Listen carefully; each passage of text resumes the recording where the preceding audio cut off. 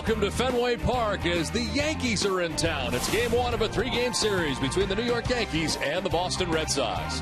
Welcome inside the broadcast booth, everybody. I'm Don Orsillo, joined tonight by Hall of Famer Dennis Eckersley. And tonight on the mound is Justin Masterson. His record is 2-0, but his ERA is up over 5. Well, the concern about him after spring training was velocity. It's always been velocity, but when you've watched him pitch, he's had that slider. He's had a couple good outings against Baltimore the last 2 times out. Went to 7 innings last time. And when you see this breaking ball that he has, the concern about the fastball is not so much there. But you think about the lineup he's facing tonight with the Yankees, all left-handed lineup. So you're going to need more than a slider to get out the Yankees. And so there is going to be concern about keeping the ball down and away from the left-handers. But for what he's done this year, it's pretty much what you wanted out of Masterson so far, especially the way, the rotation has been. He's done his job. As the series begins, the Red Sox are a game back in the American League East. It's CC Sabathia on the mound tonight for the Yankees. We're back with more at Fenway right after this.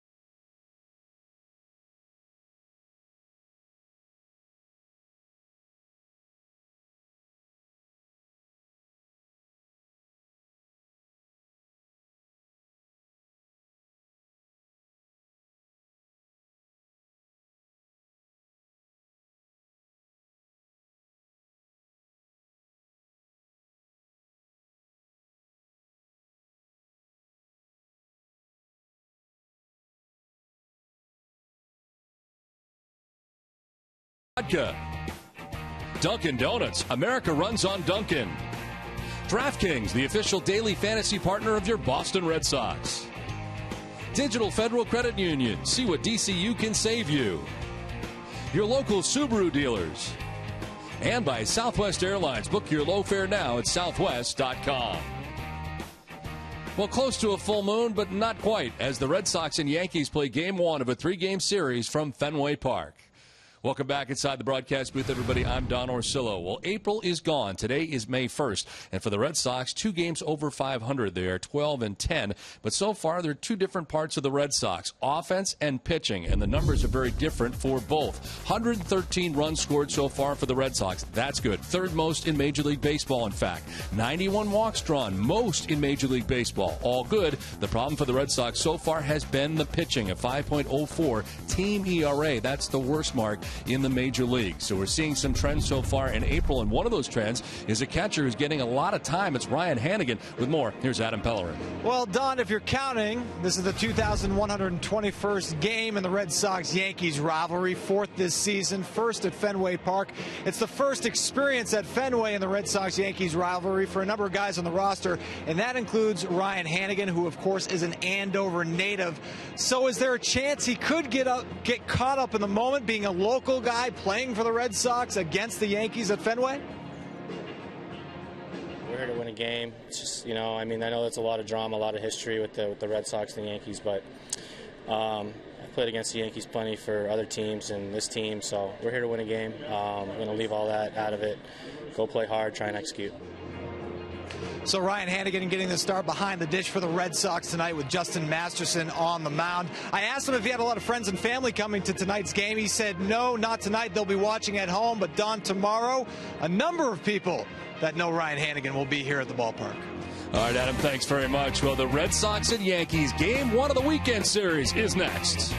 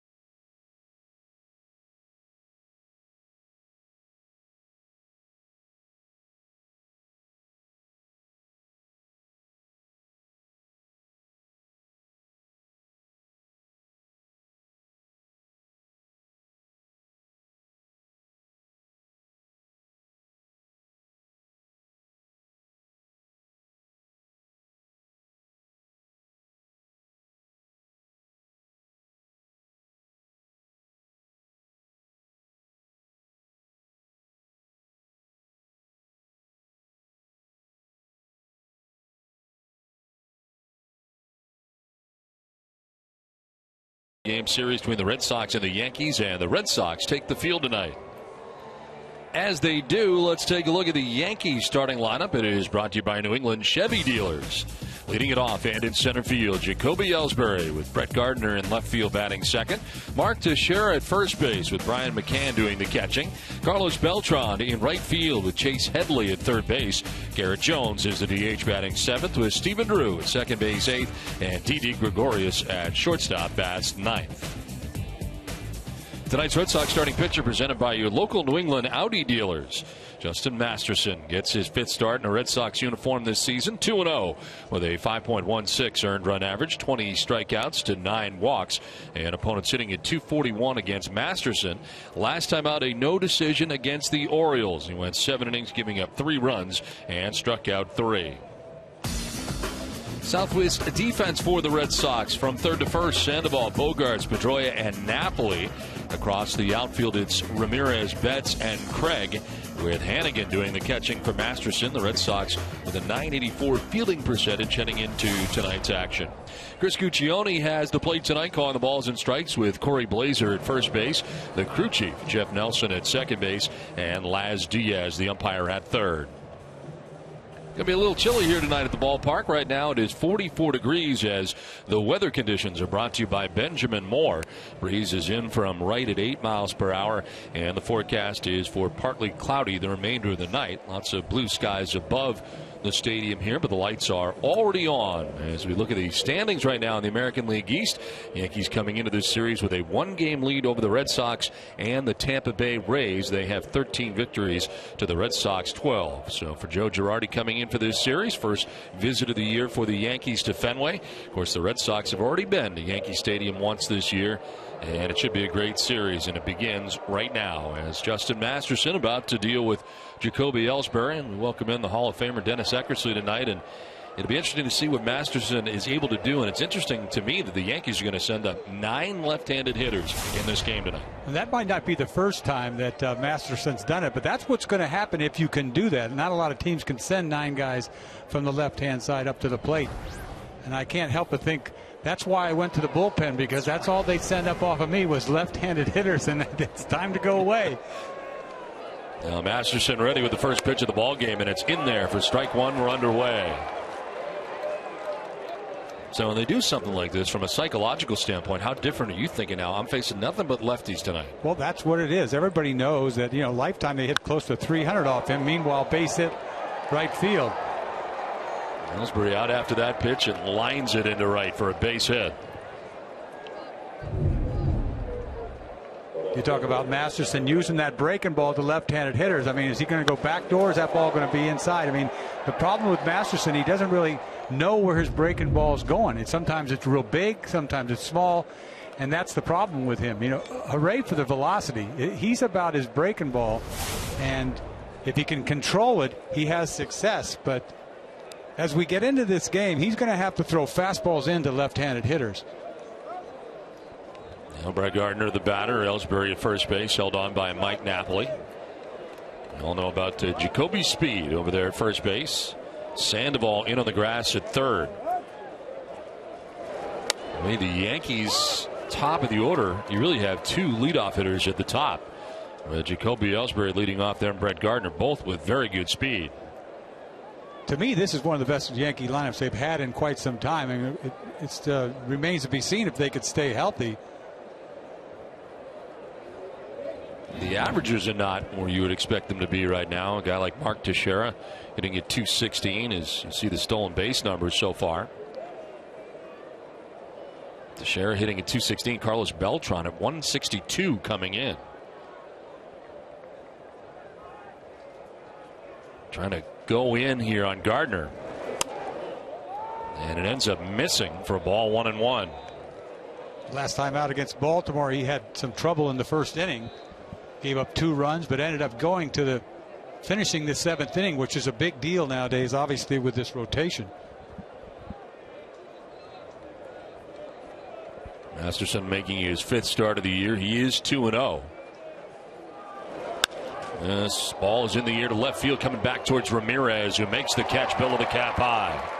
Ellsbury back to the bag at first, and a sliced back to Ramirez for the first out.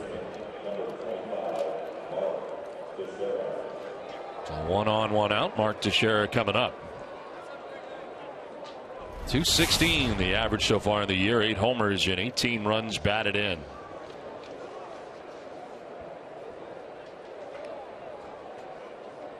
He has 16 hits on the year, and 13 of the 16 have gone for extra base hits. 5 doubles, 8 home runs so far for Teixeira. And the breaking ball a little bit low for Masterson. I guess you'll live with the 220 batting average if he hits 35 bombs this year. It's the nature of the business nowadays. Who cares about your average? Just try to leave. See the shift on the right side of the Red Sox infield. Now a check on Ellsbury. A low throw brings Napoli off the bag. Ellsbury's got 8 bags this year, stolen bases this year. It's been thrown out already 4 times.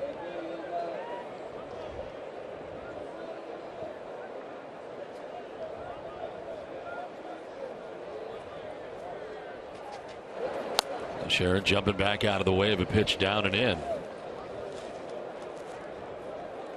All-time active leaders against the Red Sox in home runs. A-Rod, who is not in the lineup tonight to begin the game, and Mark Teixeira, 29. Jose Bautista in between. Robinson Cano, the former Yankee, on that list, and Evan Longoria.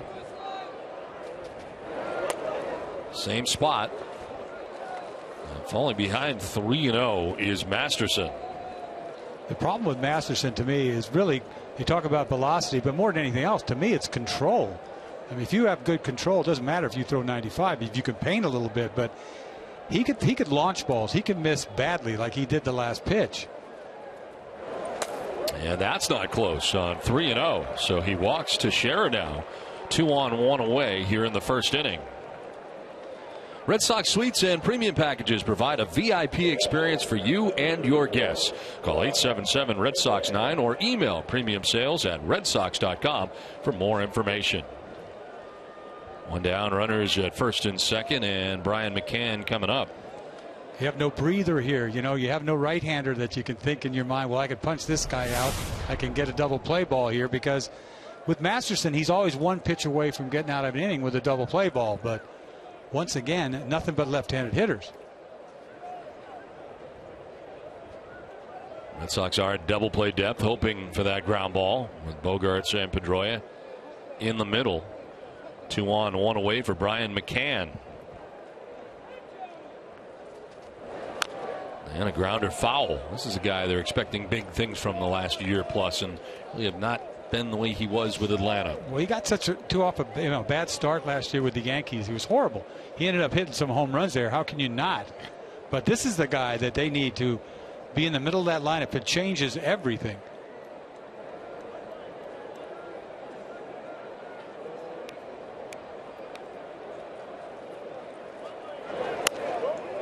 Tried to grab the corner and could not.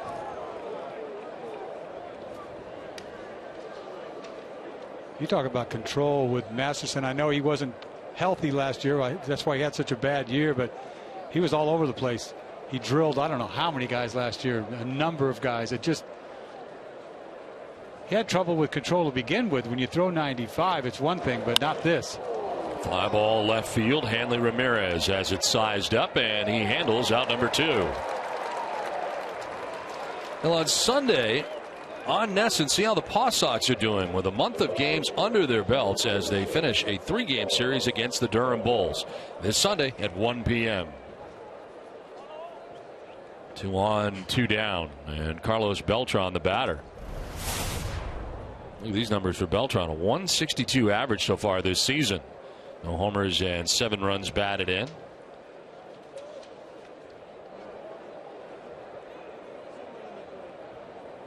Just snapped an 0 for 14 stretch with a 6th inning double on Monday against the Tampa Bay Rays, and he takes strike 1.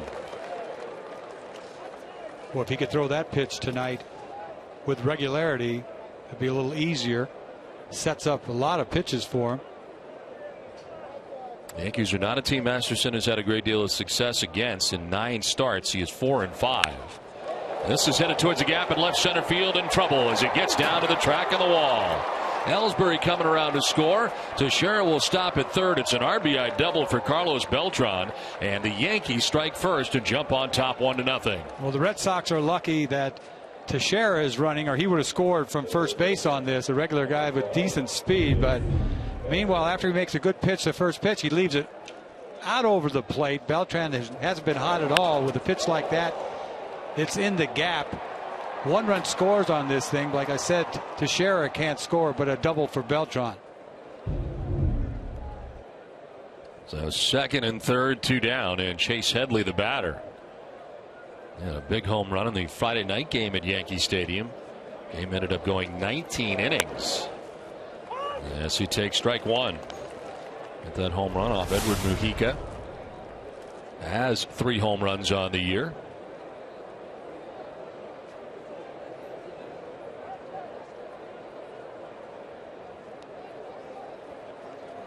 Masterson against the Yankees at 3.94 ERA. There's a ground ball to second. Pedroia's got it, and Masterson gets out of the inning, giving up the 1 run. Yankees lead at 1-0. Red Sox coming up.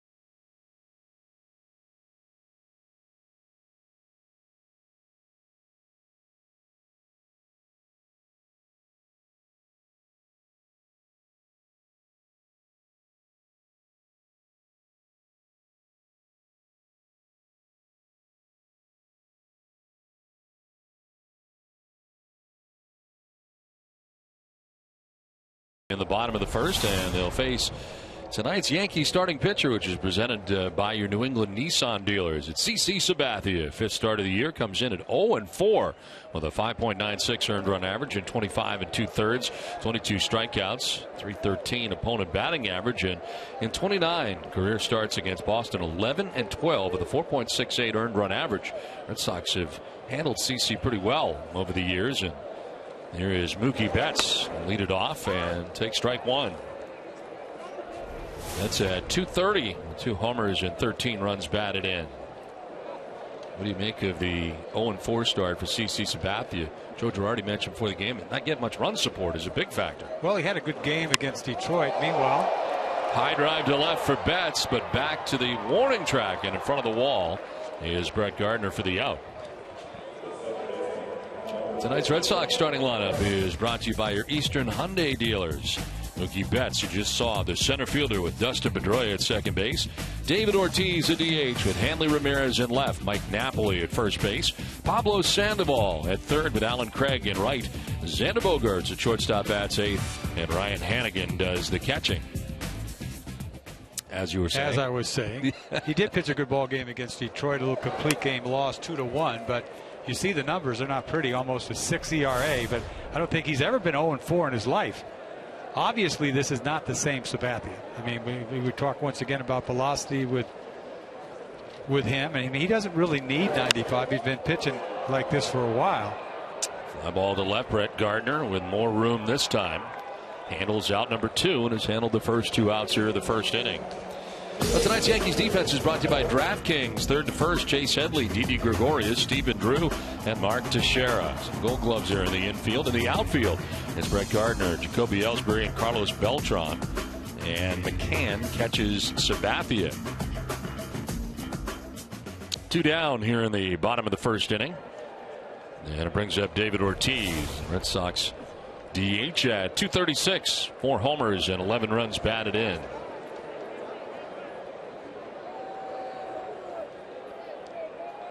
Dating back to last year, Sabathia has lost 6 of his last 7 starts. Well, once again, I mean, we've said this for a while. He was out all of last year. He only got 8 starts last year, and the velocity isn't there. But you think back when he was pitching, even when he threw hard, he knew how to pitch. He had a couple breaking balls. He has a nice changeup that he throws. Everybody would love to have 95 the rest of their life. It just doesn't happen that way. I mean, he's closing in on 3,000 innings. I mean, this is a guy that pitched for a number of years. You never worried about pitch count with him. He was a horse.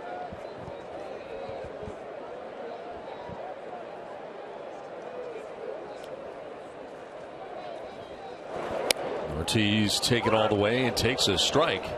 Tonight's key matchup is brought to you by Honda. Start something special with a great deal on a Honda. He's hitting at 307, 45 home runs, and 153 RBIs, and 211 career regular season games against New York.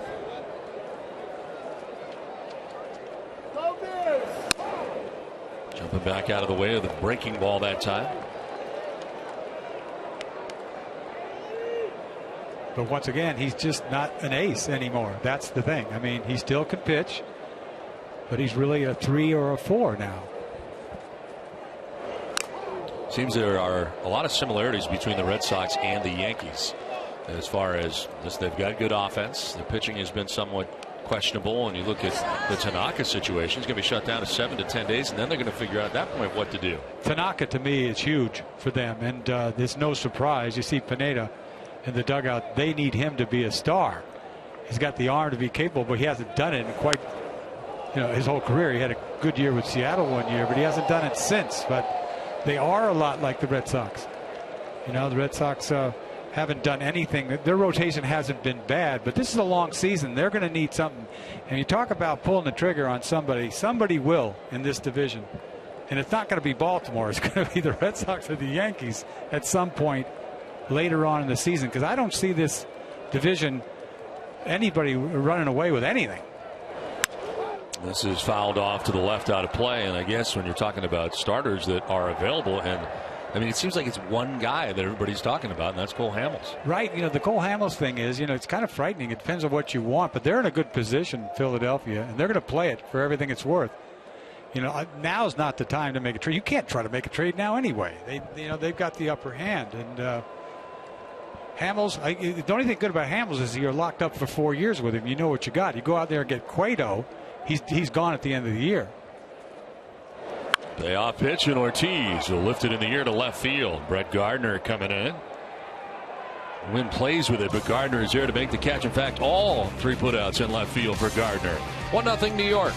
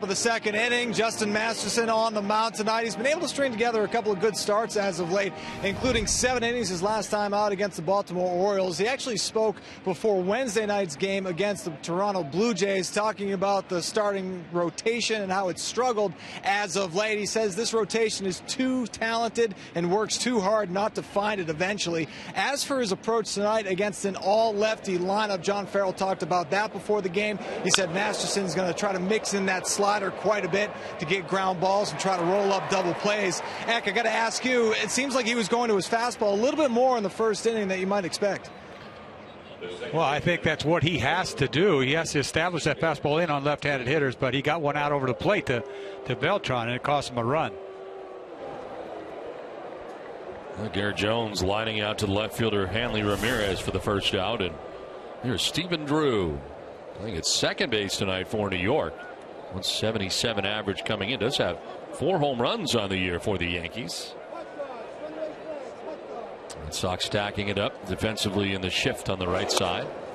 Well, it's been a long time since he swung the bat. I know he's got 4 home runs, but you have to go back to the playoffs, the World Series with the Red Sox. He hit nothing. He hit a home run, right? Then next thing you know, he doesn't re-sign the next year. It's probably one of the biggest mistakes he's made. Although he found his way to the Yankees, but with a lot less money. It seemed last year that it was when he came here that Xander Bogaerts was moved to third base. That kind of set back Xander, it seemed like, a little bit after that move was made. What an absolute, mess it was. And I'll tell you what, I'll be the first to tell you, I thought that was a good idea. Yep. I really did at the time. I really did. And it didn't work out, but he hasn't hit more than $180 since then. A breaking ball in there for a strike.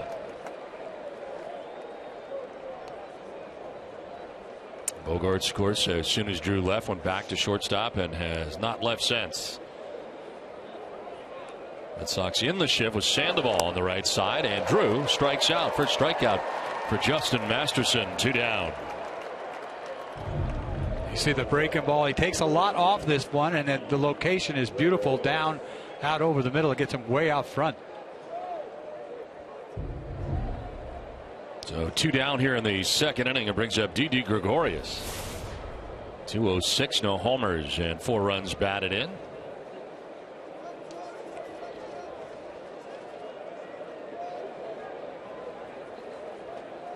It was 4 for 18 in the last homestand for New York. Acquired from the Arizona Diamondbacks in a 3-team trade. Yankees sending Shane Green, a right-handed pitcher, to Detroit as part of the deal. And the first time the Yankees have been back here to Fenway Park since Derek Jeter's last game here with New York last year. Well, that seems like years ago, doesn't it? It's like Jeter retired a couple years back. Forever. Right. But this guy taking over for him, Gregorius, I mean, it's all about defense with him. He's not really going to swing all that much. But it's definitely an upgrade because Jeter was not the same defensive player and offensively either. The year before he swung the bat pretty good, but over the years Jeter was just very average when he got older defensively. And that's not putting down Jeter. I mean, he just sooner or later, I mean, that's the position that when you get older there's no way you can keep up. It's jammed and grounds one to short. A lot of spin on it. Bogarts with a sidearm toss in time. And Masterson has a 1-2-3 second inning. Inning and a half done from the Fens. 1-0 New York.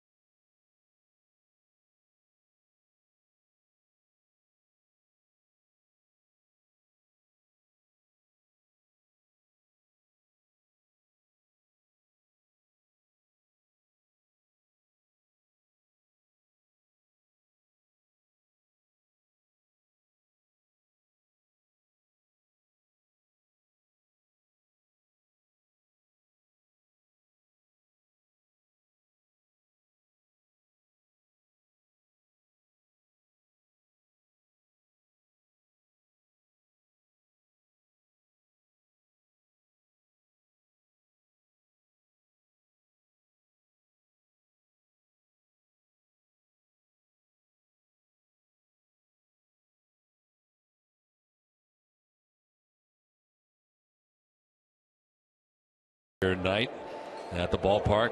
A great many movies and television shows over the years. You think back over all the shows he's done. You watch Dexter at all on Showtime? No, you're not a Dexter guy. Is Dexter were they the killer and all yes, that? Yeah. He was terrifying in that. He was really, really good. But he's good in everything he does. Here at the ballpark tonight, as Hanley Ramirez leads it off and takes a pitch outside for ball 1. 1-2-3 first, 3 fly ball outs. Or CC Sabathia. We're talking about Sabathia being a horse. You think about it over the years. I mean, he logged a lot of innings, certainly with Cleveland, and then in Milwaukee briefly. Go to New York, and this guy is the exception of some durability. The last couple of years, it was when it appeared that he had lost a lot of weight coming in that he ran into some trouble health-wise, and it was better at the weight he is now. It seems like. And has been in the past at the weight he was at. Well, I know it's hard to go back and say that's the reason why, but you got almost 3,000 innings. I tell you what, a few years back, I thought he would make a run at 300 wins. Right? When he was 30, I said, this guy's got a shot at 300. Well, he's got 208.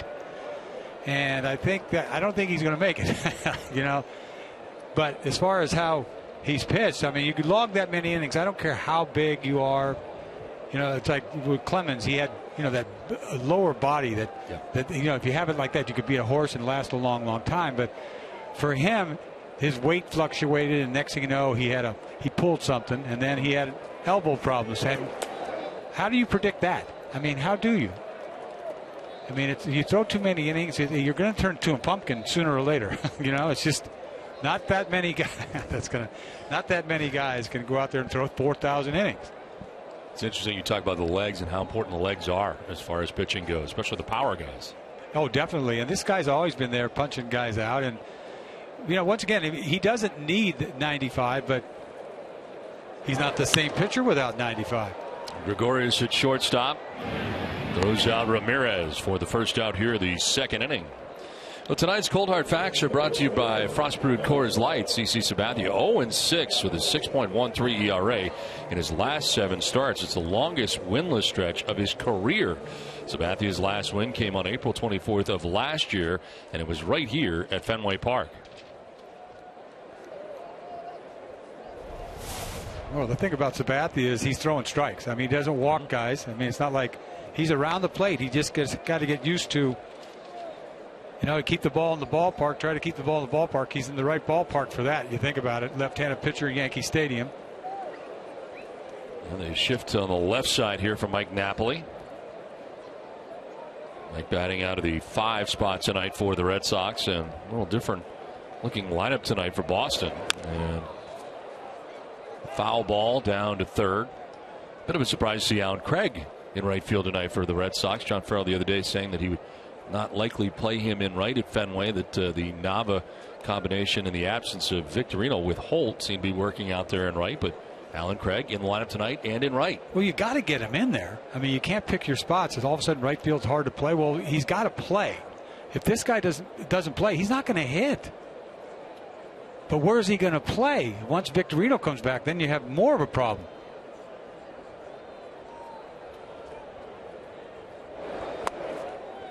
Napoli will take it down low, and it's a ball and a strike.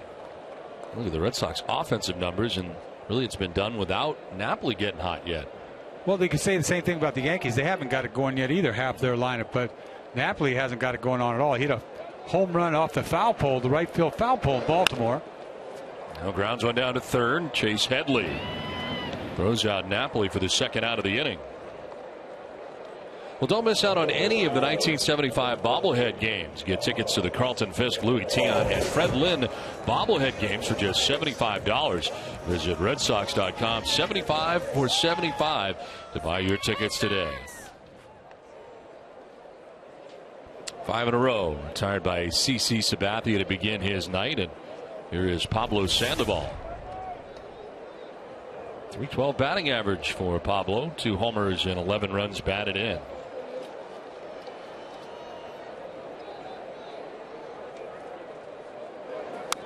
What are your impressions of Sandoval so far? He's impressive left-handed. You know, he finally got a hit right-handed. It was 0 for whatever. Finally got a hit. But left-hander, he's impressive. He's hit the ball the other way off the wall. He's hit a laser into the bullpen. He uses the whole ballpark. He swings. He can hit anything. Ball at his chest, ball at his ankles. I mean, he's tough to pitch to left-handed.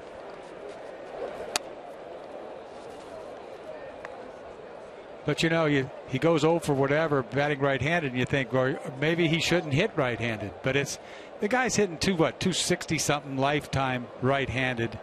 Can't do something like that. I mean, the problem is we've seen Victorino do it, so.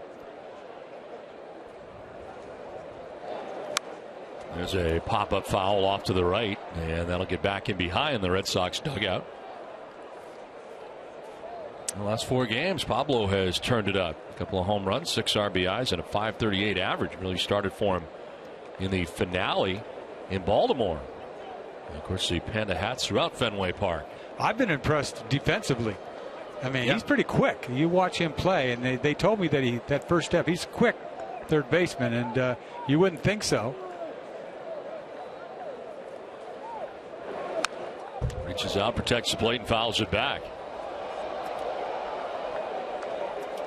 But you got to be happy with what they've done offensively. We get, adding Sandoval, and obviously Ramirez wearing it out. 10 home runs in April. So that's been the good move so far. Juicing this lineup, which they needed desperately after last year. Kind of fights it off foul on a pitch biting in. Well, this Sunday on the Ultimate Red Sox Show, Mookie Betts shows off his Rubik Cube skills. Red Sox GM Ben Cherington stops by to talk the state of the team, and we look back at the best moments from April. That and more Sunday at 6 on the Ultimate Red Sox Show, presented by AAA. A cool night here tonight at Fenway Park. Breeze blowing in. Sandoval fouls off another pitch. You'll see a 7th pitch in this at bat. See Sabathia trying to get that ball in, leaves it up out over. Very hittable, 90 miles an hour. Looks.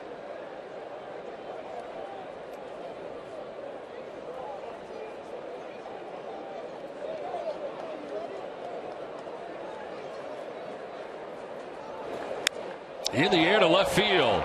Gardner on the run isn't going to get there. It's off the bottom of the wall. And Sandoval with a long single off the green monster in left. So a lot of pitches and finally got one he could work with and puts it off the wall. Not that bad a pitch by Sabathia here. A little breaking ball down. He goes down there and gets it. Keeps his hands back. It's going to be a hard time for him to get a double on this ball, especially hitting from the right hand side. Gardner gets to it, gets it back in, holds him to a single, but he's never going to get a double on this. A good piece of hitting right-handed, which we haven't seen this year.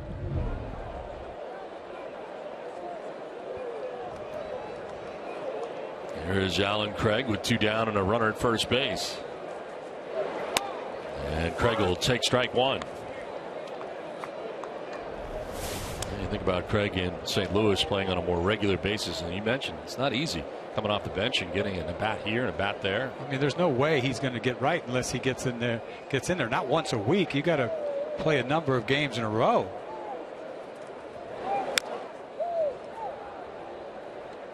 But this guy was one of the best right-handed hitters in the National League for 2 or 3 years. Clutch, runners in scoring position, like ridiculous. Last year, not healthy. All accounts for most of the year, and his first year in a Red Sox uniform after coming over for John Lackey along with Joe Kelly. And this year, healthy. And trying to get on track. Comes in hitting at 118. And he strikes out looking to end the second inning. Through 2, the Yankees have a 1-0 lead.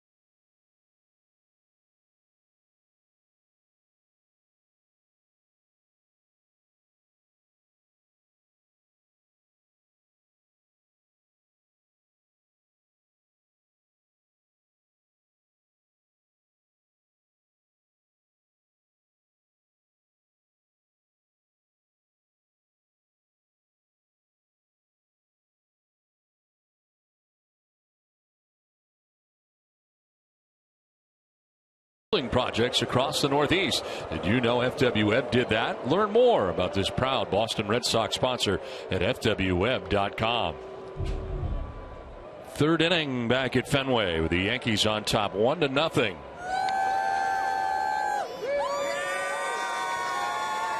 Happy birthday. Been a little while since it's been back to Fenway. As the top of the Yankees order leads it off, Jacoby Ellsbury. Single to right field in the first inning, came around to score the game's lone run.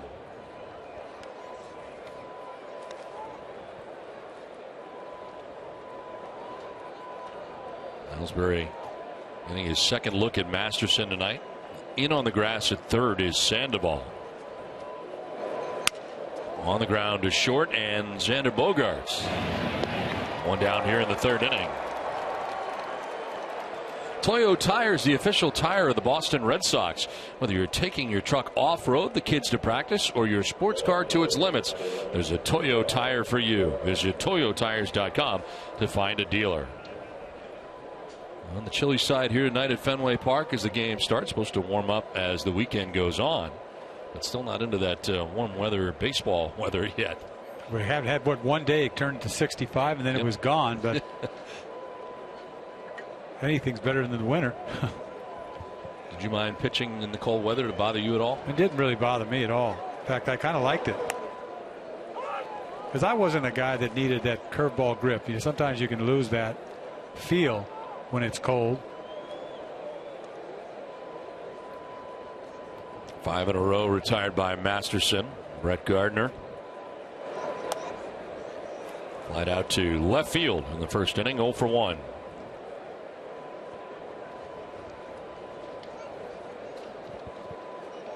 Yankees have a 1-game lead atop the American League East to start the series, and Gardner into left field for a base hit. There's the third New York hit of the night off Masterson. He's always a threat to leave first base. Once again, he tries to get a fastball in. It's really not in. It's up out over the plate. He gets a ground ball, but he just hits it in the hole. We've seen a lot of guys go the other way. We see some fly balls to left, ground balls the other way. One out, one on for Mark Teixeira. Switch hitting first baseman who walked in the first inning.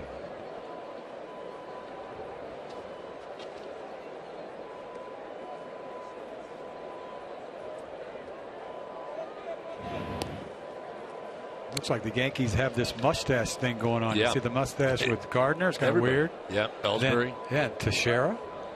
Some look better than others. And I thought they had a rule that you couldn't have facial hair. I guess they can't remember somebody with a mustache. Can you? I mean, recently. You have to go back. No, you have to go back to what, like the Guidry. Yeah, right. Era, Don or Mattingly. Munson. Yeah, Mattingly. Yep, Munson. Now you rock a mustache quite well. You've rocked a mustache for a long time. I can't imagine cutting it off. I can't. 1-0 chopped into the shift. And it's Sandoval to second for 1, to first for 2. So that'll go 5 to 6 to 3. Don't see that every day. 1-0 New York.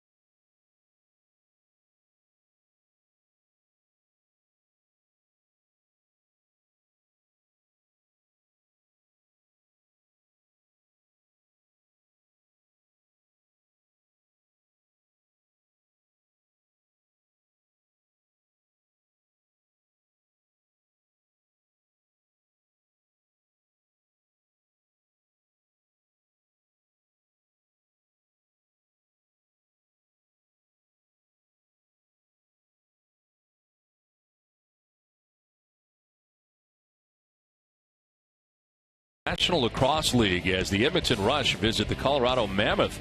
The Rush clinch the West Division, and both teams will be seeing each other in postseason action.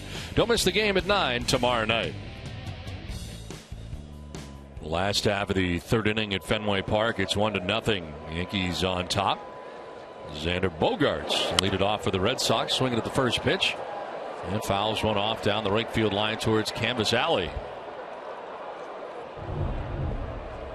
It's a double play that ended the inning, and you don't always see the third baseman starting it on the right side of the infield. I mean, that's got to be awkward for Sandoval, really. I mean, he's never made a play like that. I bet you go ask him how many plays he's made like that.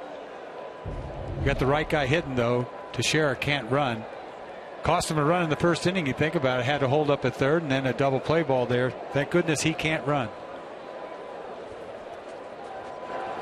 Bogaerts lines one into left field. Hitting over is Brett Gardner. Xander is going to try for two, and will get two without a problem. He slides, but no throw going there. Goes to third. And Xander Bogaerts with a leadoff double to begin things here in the bottom of the third inning. Sabathia trying to get away with a fastball once again. He's thrown a lot of these fastballs. That ball's nothing right there. He rips that ball down the left field corner. Easy double right there for Bogaerts, a way that he can run. Gardner's got a long ways to go to retrieve that ball. Everybody really aggressive. You think about it, first time up in the lineup, everybody's swinging at that first pitch. Now Ryan Hannigan batting out of the number 9 spot. Hannigan jumping on that first pitch. You're right, a lot of aggressive hitting going on right now. They must have seen that he just tries to get ahead with that 89. Somebody's going to jump yard on him.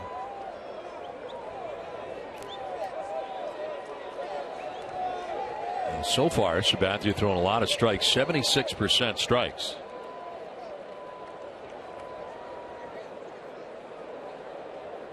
(25 of 33 pitches for strikes so far in the night).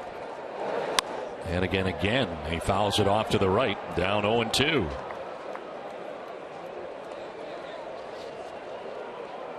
And again now, the top of the order next, and Mookie Betts. Red Sox, when Hannigan starts, are 10-6. As tonight he makes his 17th start in a Red Sox uniform. Seen very little of Sandy León, Red Sox backup catcher.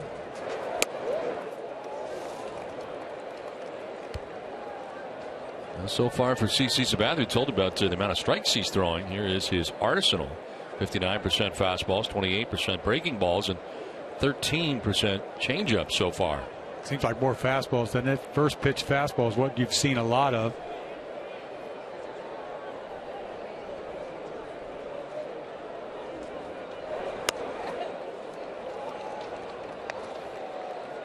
Boston-based daily fantasy company DraftKings.com, the official daily fantasy partner of your Boston Red Sox, is giving out $300 million in cash prizes.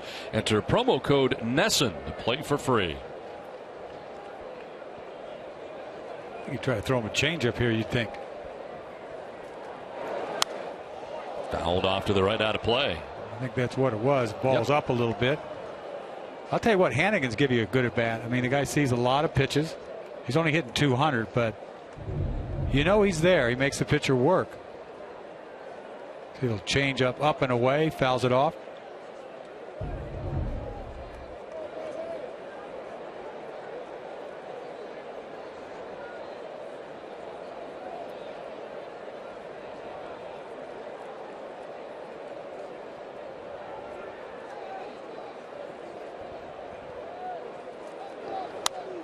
And again, fouls it off. He'll see his 7th pitch in this at bat. Well, right now, his ticket is having a flash sale on tomorrow and Sunday's Yankees Red Sox games until 11 o'clock tonight only. Yankees Red Sox tickets are starting at only $35, with box seats starting at $59. Visit aceticket.com right now before they sell out.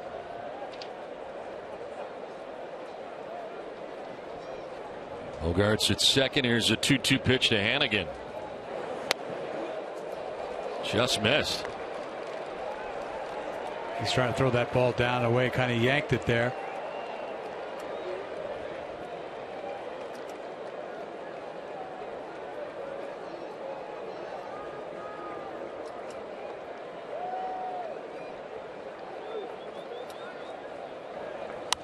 Hannigan fouling off another, and this at bat continues for Ryan Hannigan.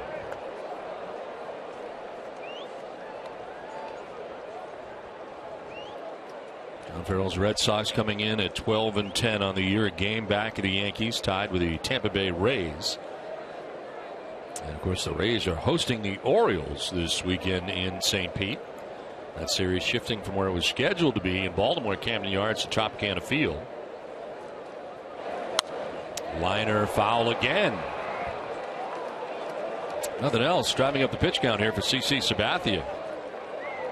10th pitch of the at bat coming up. And there's McCann out there to talk to him. Featuring everything away. He kind of pulled one of those fastballs down and in. Didn't mean to. You can't afford to walk him.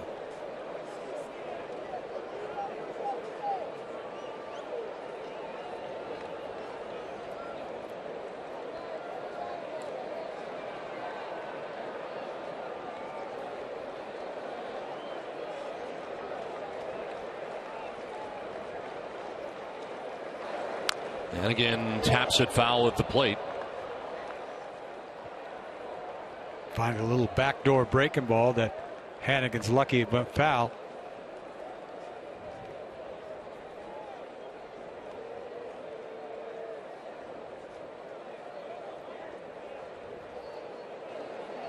Red Sox getting Hannigan in the Will Middlebrooks deal from San Diego.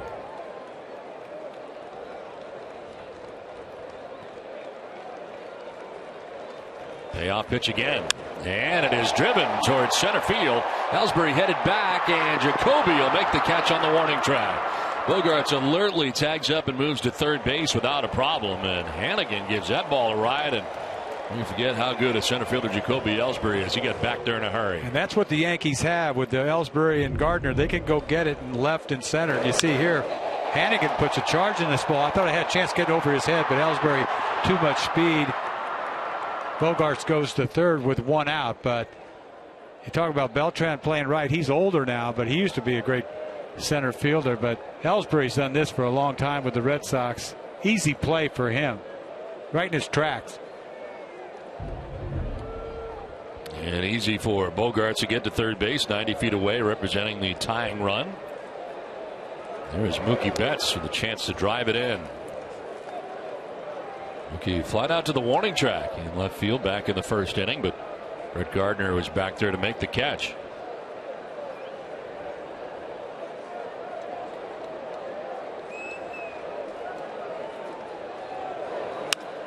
Fly ball center field. Ellsbury coming in.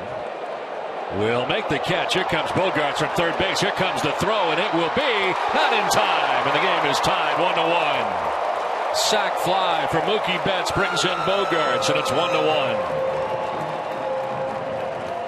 Mookie Betts did his job. That's all you do is get a ball in the air to the outfield. I think this is going to be an easy sacrifice fly, but this is as good as I've seen Ellsbury make a throw since I've seen him play. I mean, you ever seen him throw a ball like that? One hop to center field. I know his momentum's coming in, but that's as good as a throw as I've seen from him. Usually teams would try to take advantage of the throwing arm of Jacoby Ellsbury, maybe the one area of his game that is not the strongest, his throwing arm. And the Red Sox there on a very good throw, able to get Xander Bogaerts in as Pedroia spins out of the way. You know, you watch Sabathia, he really doesn't have anything to put you away with. You know, not anything sharp breaking ball and mediocre gas. Doesn't look the same. He can get guys out, change speeds a little bit, but it just looks so much different. It's a different CC Sabathia. It really is. You see a little two-seamer. He turns over there a little bit, 88. I'll tell you what, a lot of guys, you know, they don't have their gas. They feel naked, you know. I would be naked without the kind of gas that he used to have, you know, from 99 to, or excuse me, 95, 96 to 90, 88. Ugh. On this gun, you know these guns are juiced. So if you got 88, you're looking at salad. The very least, mediocre gas. Right. Else, right. Right. That is going to miss, just miss, and it is now 3-1. 50th pitch of the night coming for CC Sabathia. And the 20th of this third inning. A lot of that spent on Ryan Hannigan.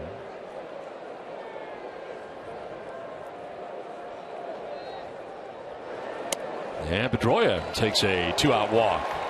First walk allowed by Sabathia. MLB.TV Premium, the #1 live streaming sports service, is celebrating 13 years. Watch every out-of-market game live or on demand in True HD on over 400 mobile and connected devices. Every night on every device. Blackout and other restrictions apply. Visit MLB.TV for details. Now 2 down here in the third with Pedroia at first base, and here's David Ortiz. Flied out to left field in the first inning, 0 for 1. So far 6 fly ball outs off Sabathia.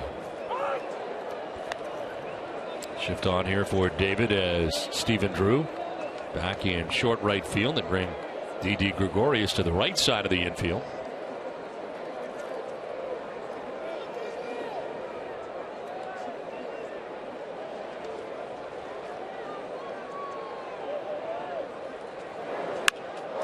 To left center field for Ortiz, and that ball's going to get down. Over quickly is Gardner. Pedroia heads for third. He'll get there without a problem. And the Red Sox have something going here with 2 down. First and third.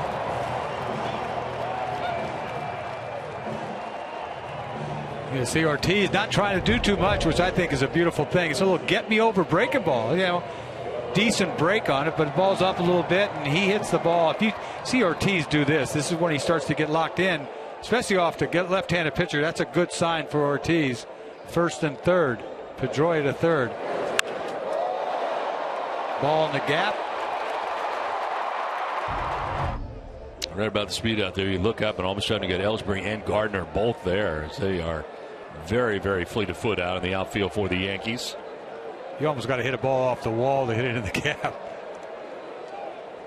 There is Hanley Ramirez, who grounded out to Didi Gregorius at shortstop in the second inning.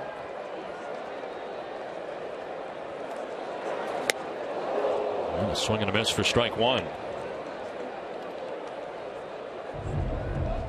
We see taking something off there. Change up.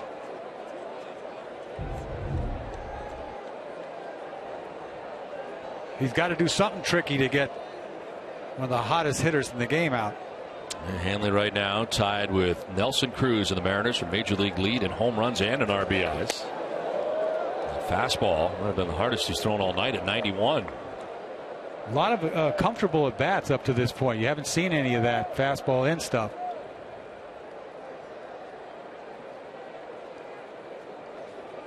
Nelson Cruz and Hanley Ramirez both with 10 homers and 22 RBIs. 14 games against the Yankees gone well for Hanley Ramirez. On the ground, back to Sabathia. Fields and throws and is able to retire Ramirez and the Red Sox. Boston gets a run and ties the game through 3. It's 1-1.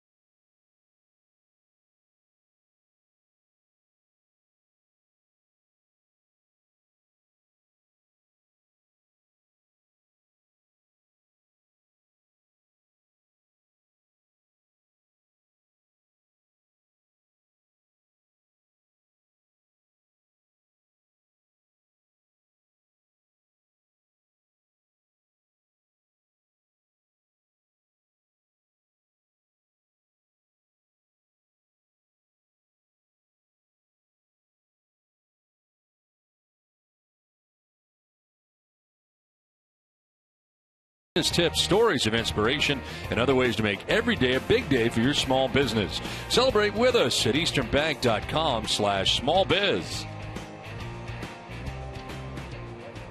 Well, it's getting to be darker here in Boston tonight as the cool weather has moved in. And game is tied 1-1 into the top of the fourth inning. Brian McCann going to lead it off here for New York. McCann, Beltran, and Headley to face Justin Masterson, who's thrown 33 pitches in the first 3 innings. There's a strikeout and walk, gave up a first inning run, but Red Sox get a run back in the bottom of the third as McCann takes ball 1.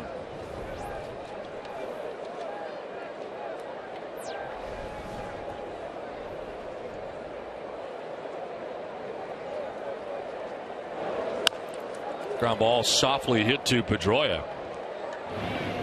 1 away here in the fourth inning.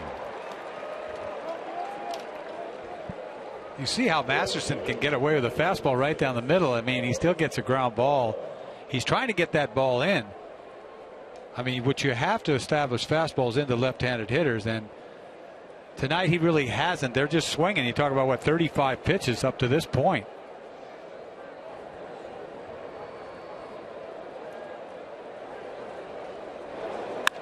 Line over the outstretched glove of Pedroia into right field. Well, Craig will gather it, but a ringing single in the second hit of the night for Carlos Beltran.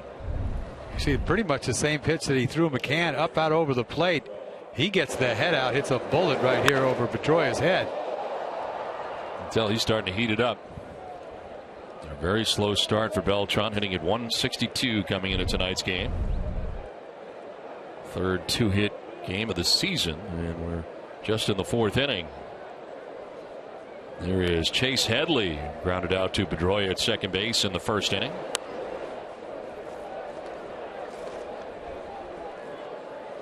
Five ground ball outs so far for Masterson.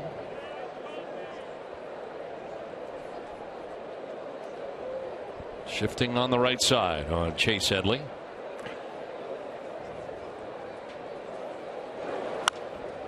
Ground ball foul outside of first.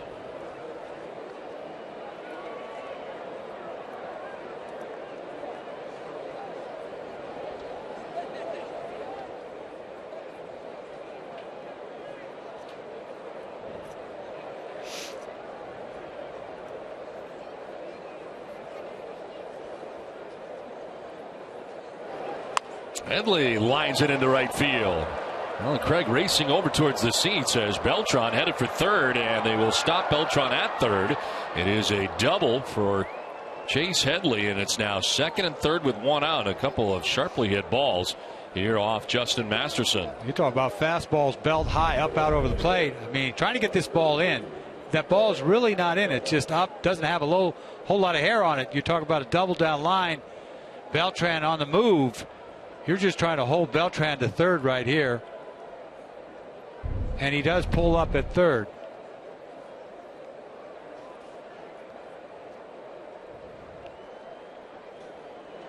So second and third, one down, and Garrett Jones the batter. That time Masterson staying away.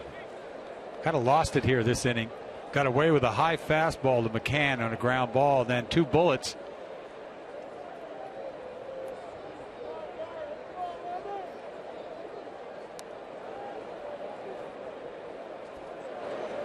Jones lifts a fly ball foul as he gets out ahead of this. Well, just one Nexium 24-hour-a-day gives you all-day, all-night protection from frequent heartburn. Go to Nexium24hour.com for savings and pick up Nexium 24-hour at your local Stop and Shop.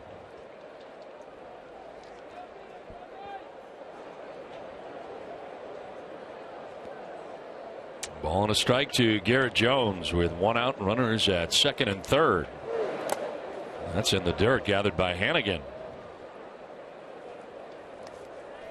Boy, I'll tell you what, Masterson used to throw 95 with movement. I mean, he was ridiculous. A couple years ago, you see there, 87. Not the same guy. He's got to locate. Right now, averaging 88 tonight. I know we had this discussion many years ago when he was with the Red Sox. Was he better suited as a starter or as a reliever? And there was talk about that here when he was with the Red Sox the first time, as this one is fouled off.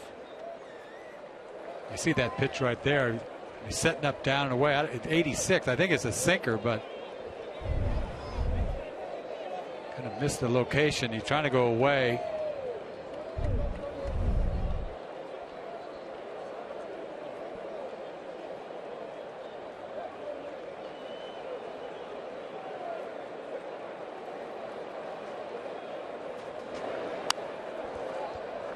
Coming in that time.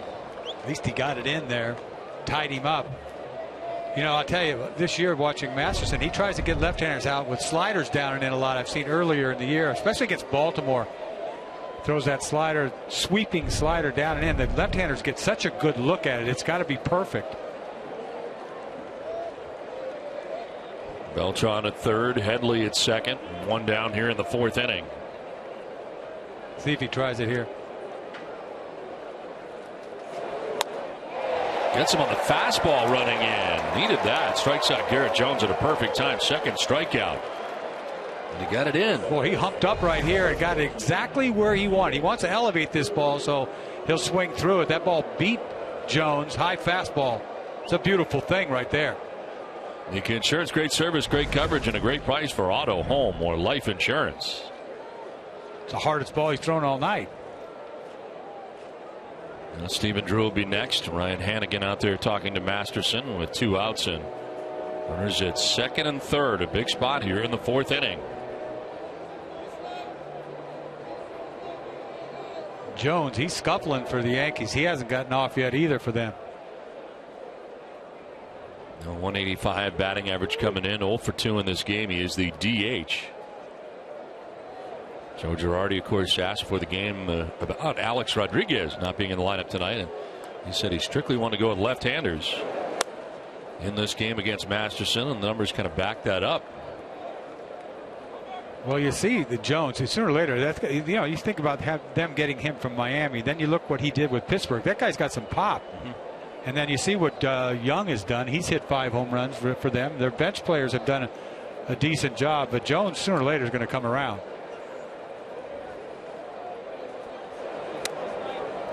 Framed by Hannigan, but it's outside.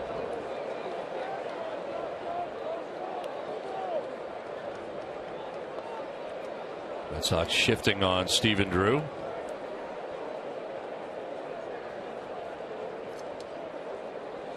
You got everybody playing him to pull. You can't even throw a sinker down the way. You don't want him to hit the other way. No, kind of surrounded the plate, but misses, and Masterson down 3-0. I don't think he really cares right here. 2-0 backdoor slider. You got Gregorius on deck. No big deal. Ball 4 here.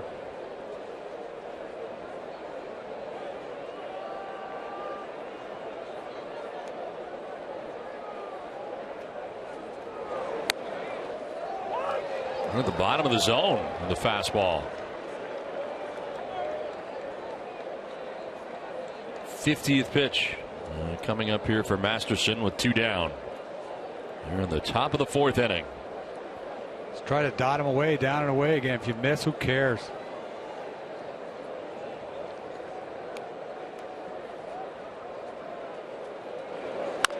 Ground ball down the first baseline. It is handled by Napoli. He'll flip to Masterson, covering for the out. So the Yankees lead 2 in scoring position. We're through 3.5, tied 1-1.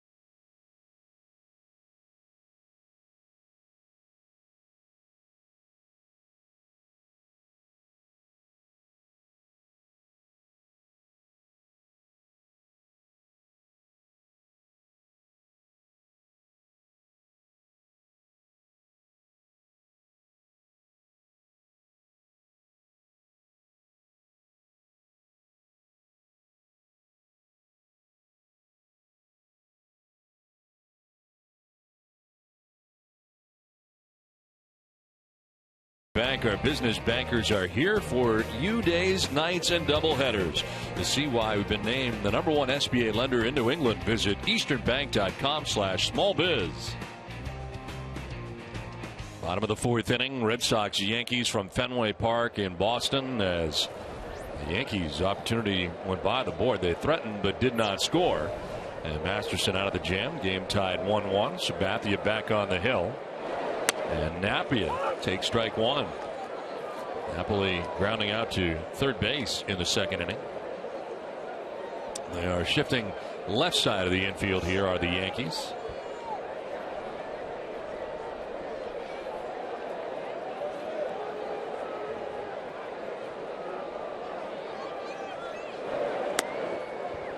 In there for strike 2. Staying away from Napoli. He hasn't thrown a whole lot of balls inside to right-handed hitters yet, really. Threw one to Ramirez last time up.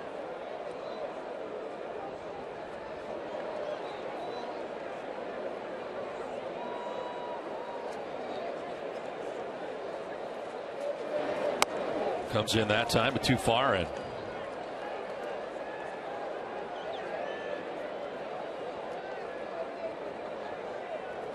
Got to be looking for something off speed away, you would think. He would never double up in there.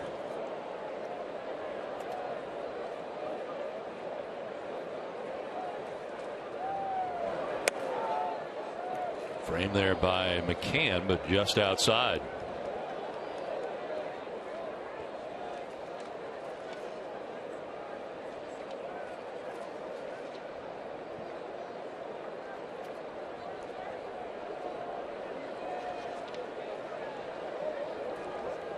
Pitch 60. And a swing and a miss. He strikes out Napoli. Second strikeout of the night for CC Sabathia. We talk about all fastballs in this at bat. He threw one fastball in, and then he went to the breaking ball, took something off. Let's send it down to Adam Pellerin. Adam. Well, Don Pablo Sandoval coming to the plate. He's off to a great start in a Red Sox uniform, hitting .312 on the year, 7 for his last 12 with 2 home runs coming in. But one thing Sandoval hasn't been doing well this year is hitting from the right side of the plate. He was 0 for 17 going to Tuesday night, but did pick up a hit off Jay's relief pitching. And of course, got the hit off CC Sabathia from the right side tonight. His struggles, however, he acknowledged them. He said that he's been working hard and he's been trying to make some adjustments. It's paid off as of late, but of course popping out right there. Well, he is out number 2 of this 4th inning. So 2 down here in the 4th, and it brings up Alan Craig.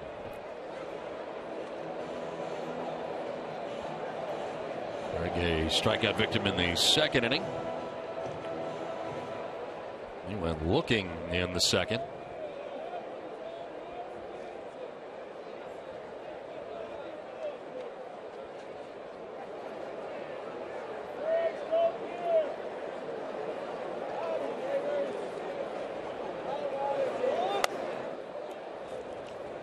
You start to think about Craig. We talked about it before. Where's he going to play? And he right field tonight, but kind of wish he was a third baseman a little bit. You can give Sandoval a breather, right? I mean, ultimately he's a first baseman. But Napoli's there, so I mean it's going to be hard to find a place for him to hit. High drive, deep left field for Alan Craig. This ball is deep, far, and it is very gone.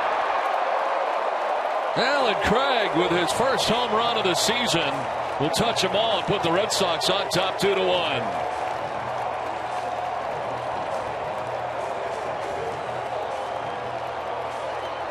I'll tell you what, Alan Craig swung at this ball like it was a breaking ball, but it was a fastball down, and he just lifted it out of the ballpark. He didn't crush this ball, just had enough to get out of here. You see it, fastball kind of cutting inner half to him, and he just lifts this ball out of here. See the follow through. This ball looks like it's way out of here, but it's coming down quickly. Almost hits the top of the fence. Xander Bogaerts will take strike 1. Boy, that's got to feel good for him. Are you kidding me? Sitting around all the time and can't get a hit. Hanley's fired up.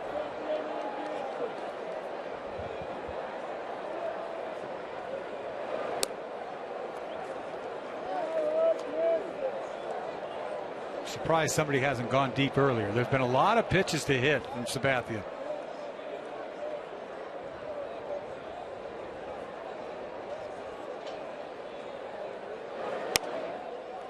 He misses outside, 88 miles an hour, and he falls behind 3-0. Xander able to get a double his last time up, came around to score the Red Sox first run. And Ryan Hanigan, a lengthy at bat earlier, waits on deck. And there's ball 4. Sabathia wondering where that pitch was. Second walk given up by Sabathia of his outing. No rookie to flavor. Hood just stepped up to the plate with a new Red Sox caramel sundae cone. Bring it on home today. Always good, always Hood.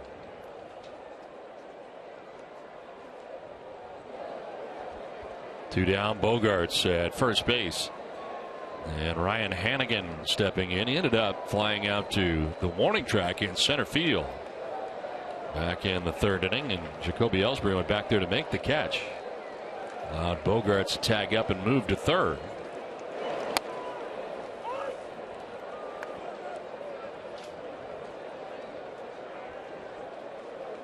Looking back over the course of CC Sabathia's career, a 21-game winner with the Yankees in 2010. He was 21-7. 34 starts that year for New York.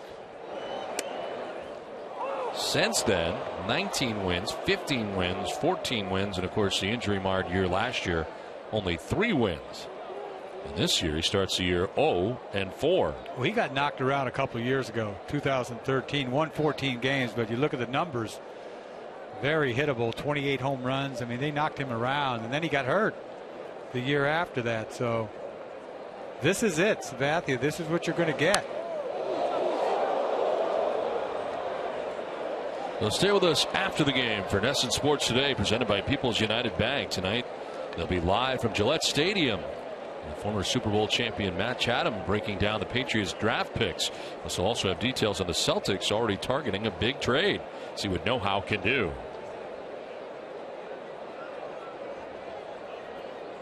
Two down, Xander Bogarts at first base. And Hanigan down 0-2.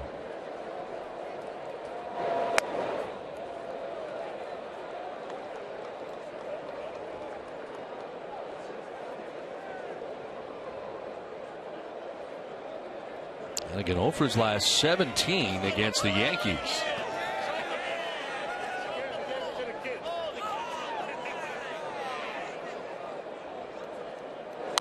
Reaches out and protects the plate, fouling it off to the right.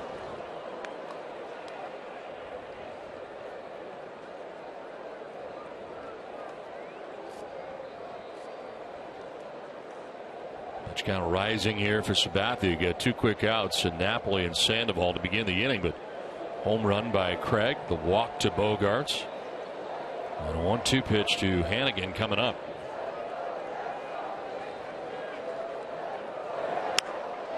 Down the left field line for Hanigan. It is falling fair and headed towards the corner. Bogarts heads for third, and the fan touched it. He interfered with the ball. That's going to be costly for the Red Sox. Bogarts will be brought back to third base as a fan interferes, and now they're checking to see whether or not they're going to challenge this or not. Fan reaching out on a ball down the left field line. Oh, he definitely had something to do with that. That's just going to be a double. Runner will not score, no way. Although you never know what would have happened if he didn't touch it. And it's up to the umpire's discretion as to where they place the runners, and I guess John Farrell's argument would be either way Bogarts scores. At least that's what he's thinking about. We'll see as he's out there talking to the umpires. He's not officially asked for a challenge here. To me, he could judge that he could have scored on this ball, but my guess is they won't. Crew chief is Jeff Nelson, who he is talking to.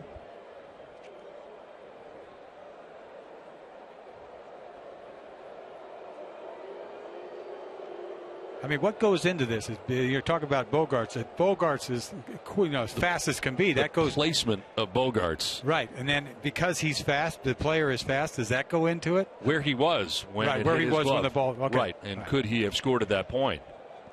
I mean, if like a Teixeira was the runner, right? There's no way he would score. So the speed has to go into this, right? Right. And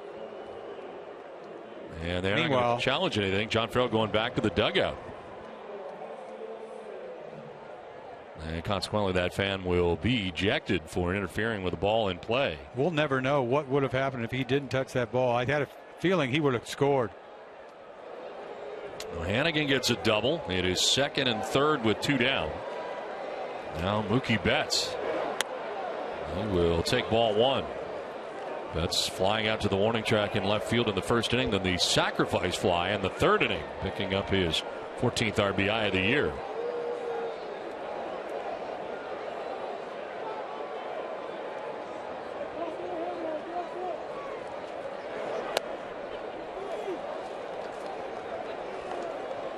Hannigan almost hit that ball like Sandoval, a little breaking ball down and in. Good piece of hitting by Hannigan. Hit a bullet the first time up to Ellsbury over his head. He caught. 2 good at bats by Hannigan tonight. Now Betts grounds one back up the middle to Stephen Drew at second base, who throws him out, and Sabathia gets out of the jam. Home run for Alan Craig gives the Red Sox a 2-1 lead.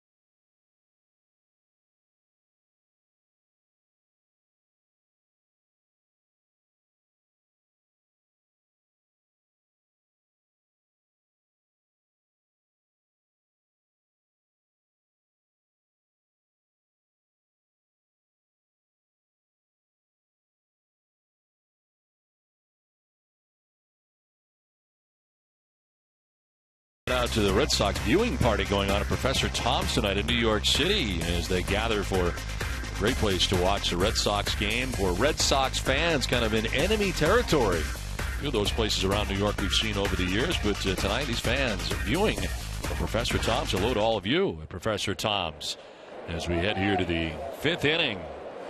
Red Sox have just taken a 2-1 lead. Didi Gregorius leading it off here for New York. And Jacoby Ellsbury and Brett Gardner as part of the 5th inning. On the ground on the first baseline, Masterson will get there and throws out Gregorius. Well, tomorrow on Dining Playbook, Billy and Jenny come to you from the newly renovated Stephanie's on Newbury Street. We'll explore the best places to get the latest dessert trend, donuts. Plus, Jenny checks out the new state-of-the-art fitness facility, The Club, by George Foreman III. Catch all that and more on Dining Playbook tomorrow morning at 9.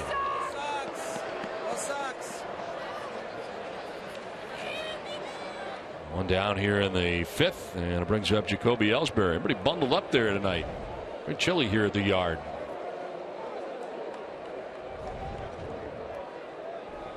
Ellsbury 1 for 2, a single in the 1st. He grounded out to short in the 3rd. And usually we are the only ones with the windows closed up here, but not tonight. We're not alone tonight. Everybody else up here has got their windows pretty much closed with the wind blowing in. I couldn't imagine the window being up. No. The key is the wind blowing in. That is the deciding factor, is whether or not we open up the windows here, basically, and it is blowing in tonight. So you have all your stuff blowing around and being cold. I didn't bring a coat.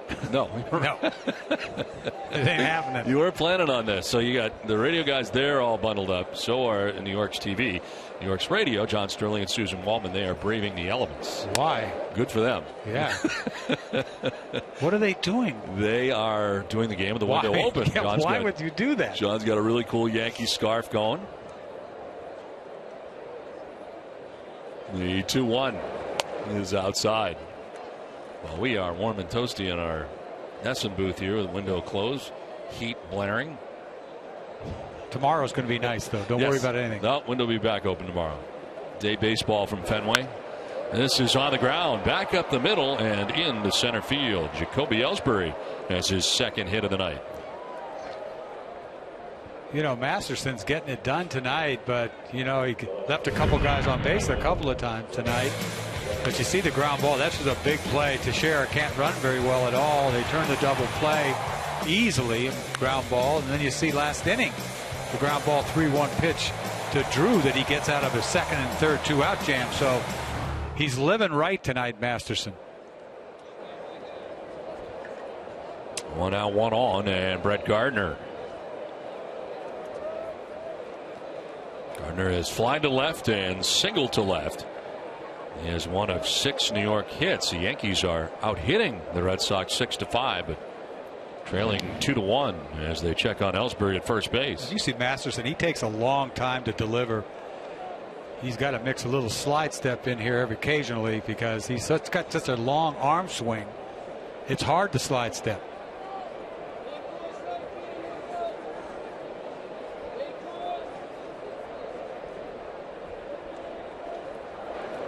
You had the big leg kick. What did you have to do to speed things up? It was horrible. I mean, everybody ran crazy on me.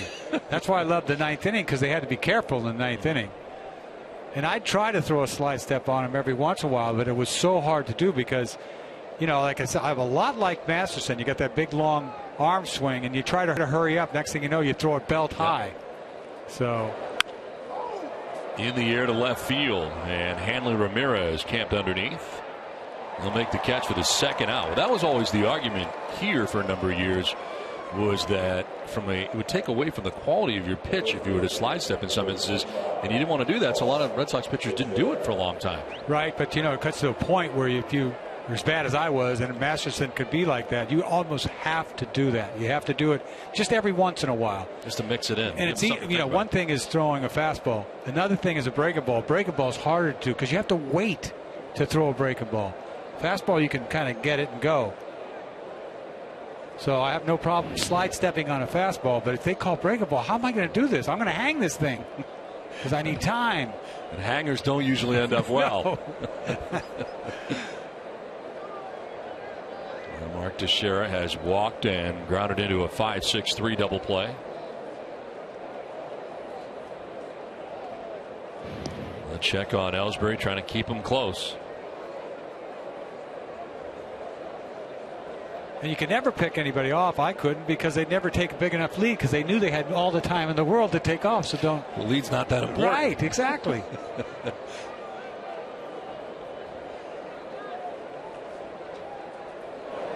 Masterson missing outside. Almost looked like a pitch out. Right. I mean, they're thinking you got to go here. You know, 2 outs.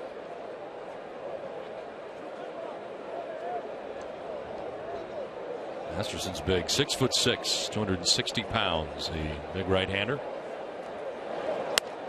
And that's a strike. That's credit for it on that outside corner. That's what I'm talking about. You give me that pitch, I can pitch. Yeah, I mean, down and away, it's a beautiful thing. I'll just stay there. This is paint, but it's a ball. but I got to have it, right? Because you know I need everything. Going back out there again, a little too far that time.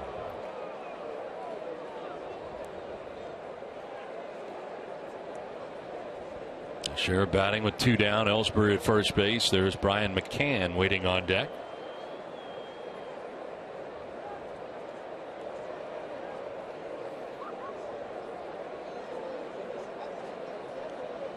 .288 total for Jacoby Ellsbury. And many of those coming in a Red Sox uniform. He is 8 for 12 so far this year in stolen bases.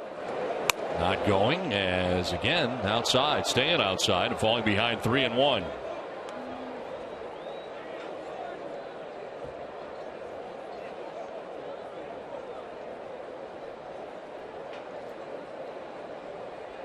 You're playing him to pull, you're throwing him down and away.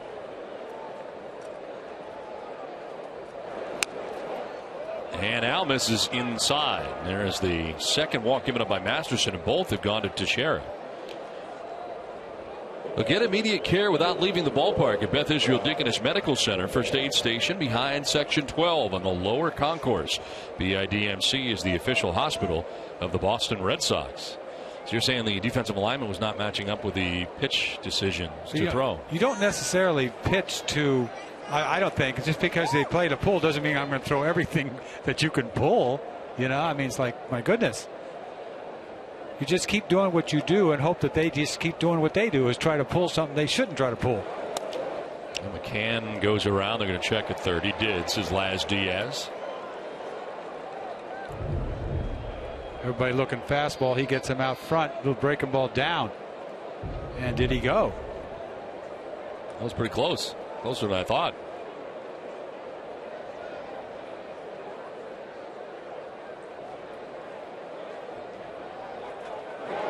And he hits him. Well, Masterson has run into that trouble, and he gets McCann to load the bases. I mean, Masterson can launch balls out of nowhere, can he? We talked about it before. Drilled about 15 guys last year, and then this one. I mean, this is like, talk about a misfire. It seems like a lot of his stuff runs. Yeah, fastball, slider, it runs. I don't think he knows where it's going sometimes. He's just throwing it. He hits McCann now in a jam here after a single. He has walked a batter, hit a batter, bases loaded, 2 down. And Carlos Beltran, who has hit him very well so far tonight, with 2 hard hit balls, a double in the first, a single to right in the fourth. Now here he is in a bases loaded 2-out situation. And Beltran hits a ground ball to Pedroia at second base, and Masterson is out of it. The Yankees leave him loaded in the top of the 5th. Halfway through this one, it's 2-1 Boston.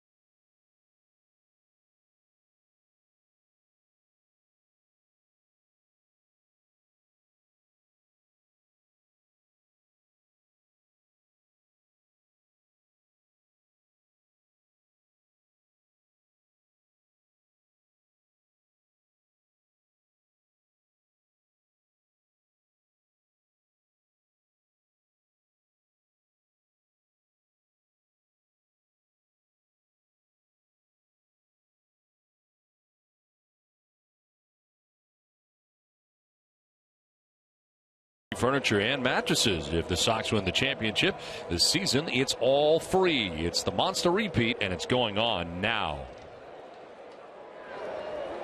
2-1 is going on now. Red Sox have the lead as we head to the bottom of the 5th inning. Dustin Pedroia, David Ortiz, Hanley Ramirez. The ball skips in. Pedroia flied out to left in the first, walked in the third. Tight knit ball game tonight, and Masterson getting himself out of some jams. Well, he's a ground ball pitcher, and then he gets the ground balls when he needed it tonight. They've left, what, 7 guys on base tonight. Feels like he's living right, doesn't it? I mean, the last 2 innings in the 4th, the Yankees had runners at second and third with 1 out, could not score. Then the bases loaded with 2 outs in the 5th and could not score. And they had left 2 men on in the first, so 7 in 5 innings for New York. Beltran with the opportunity last inning with the bases loaded. After getting 2 hits earlier, grounded out this time, and Masterson gets out of it.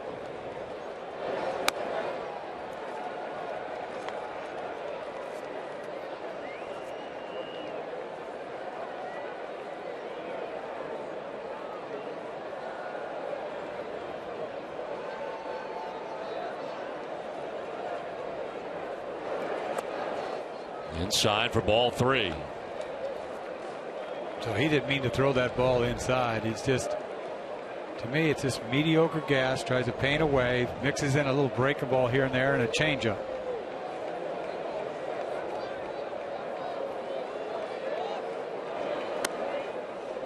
There's a strike and a late delayed call. Had Pedroia twice headed to first base. Started, stopped, started, stopped. Full count now. I guess you go out there enough, you're going to get one. This ball is borderline.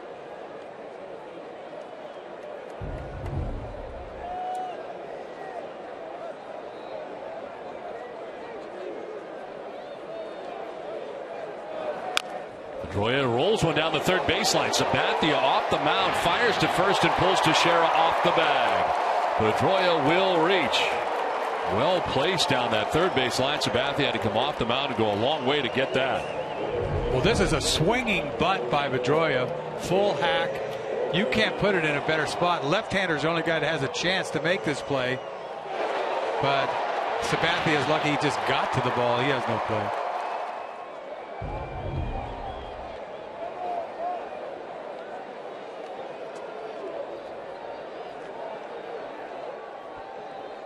Now Pedroia at first, and David Ortiz getting his third look tonight at CC Sabathia. Right out to left in the first, single to left in the third.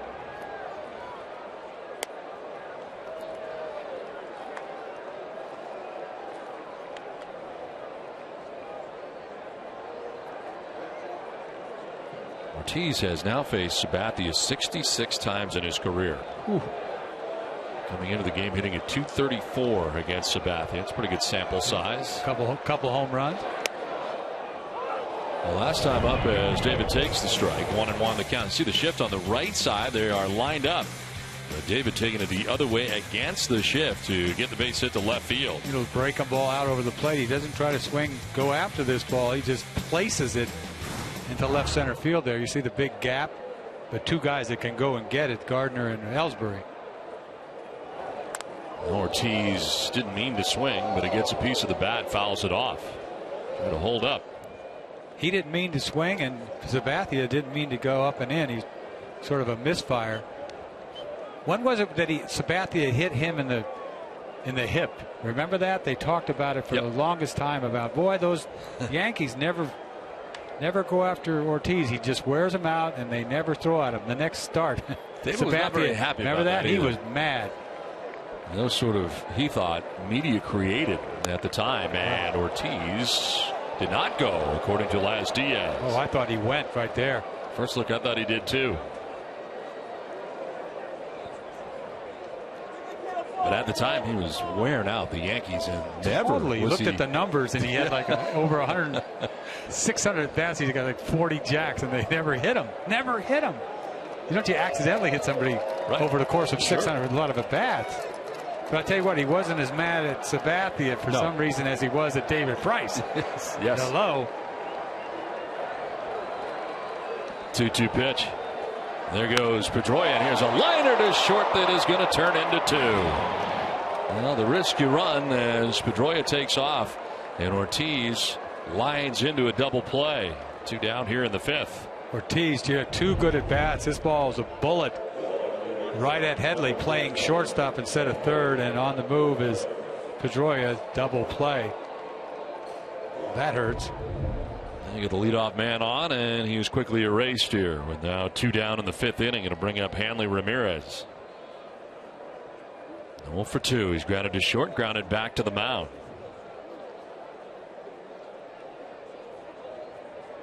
Both of these pitchers holding it down 2-1. No one's really dazzling at this point. A little lucky right there. I think Masterson's been fortunate too. Hey, look at the score and you say, wow, it's a pitcher's duel right now, but you wouldn't classify it as such. Not when you look real close.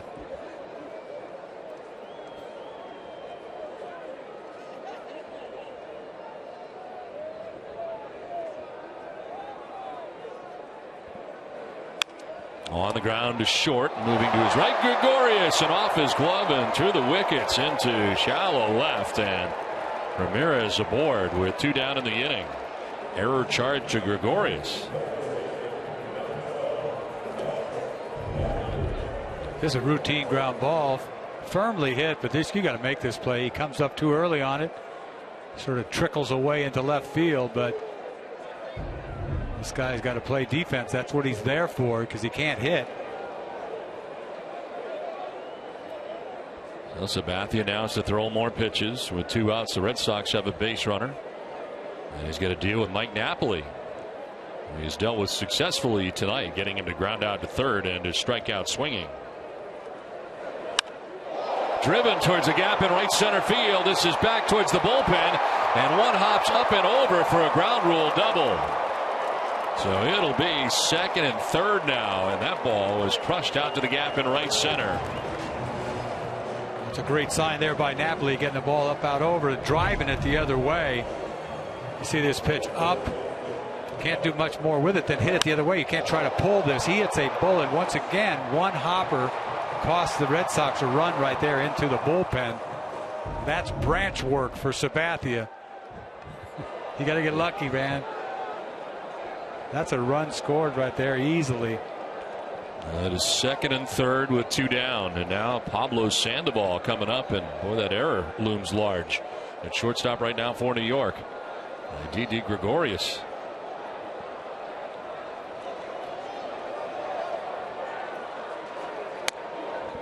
Strike 1.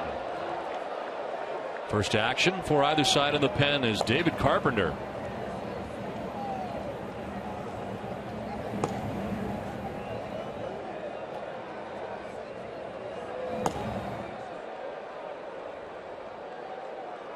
Sabathia with his 92nd pitch. And it's on the ground to short. Gregorius got another chance.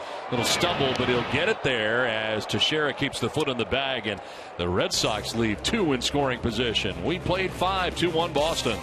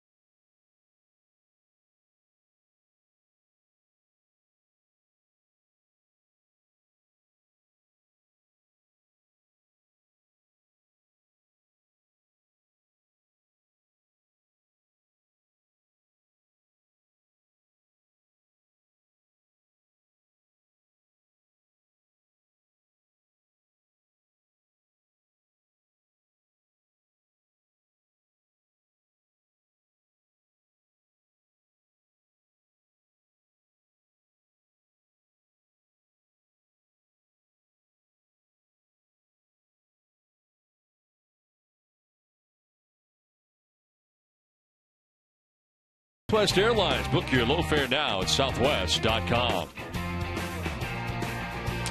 It's time now for the Geico Red Sox moment. All season long, Geico will highlight the 1975 Red Sox in honor of their 40th anniversary. In their 23rd game of the 75 season, the Red Sox lost to California, as they were known then, 2-0. Louis Tiant was the tough luck loser, going 8 innings, allowing 4 hits. For the Angels, Frank Tanana got the complete game win, striking out 13. Leading it off here is Chase Headley in the 6th inning. Headley 1 for 2. He doubled in the 4th inning.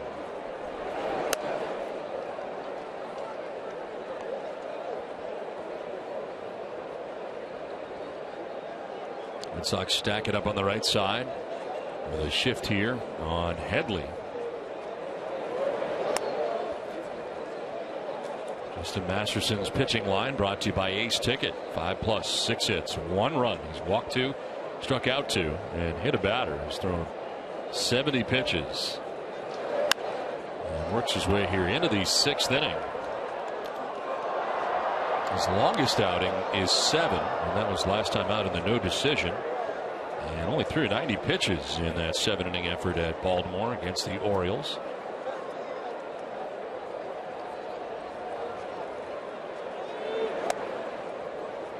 See him try to go inside right there. Does not even come close. 3-2. He got to lay one in there.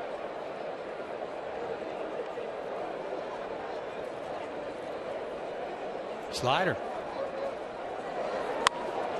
Line perfectly to the second baseman, Pedroia, in the shift. In exactly the right spot. It's time now for a game break, brought to you by Jordan's, the furniture store of the Boston Red Sox. Tom?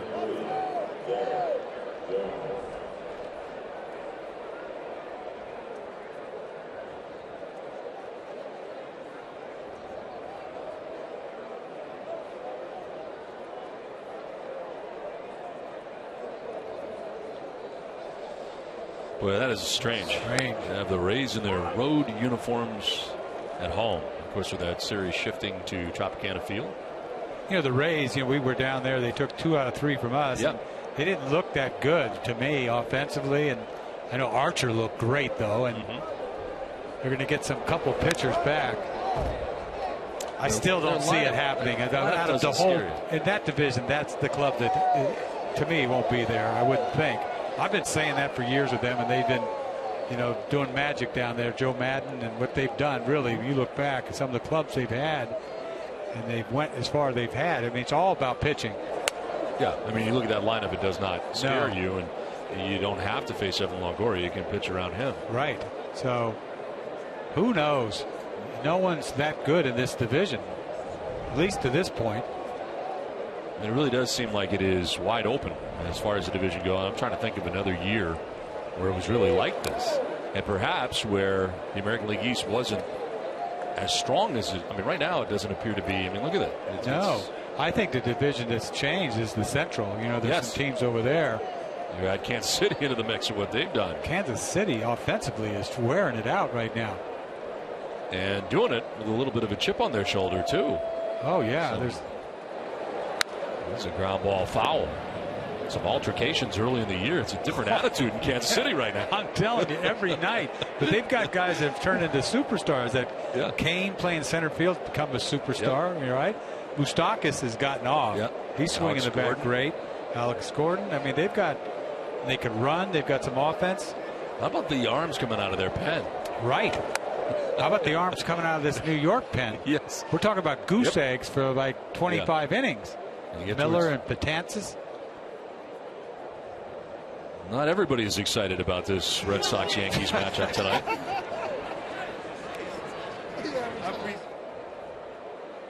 The 80th pitch coming up here for Masterson is a payoff pitch. And Jones will pop it up.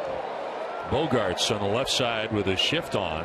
Equidistant between second and third, puts it away. 2 down in the inning. For every Red Sox hit in May, EchoStore Technologies will donate $50 to the Greg Hill Foundation.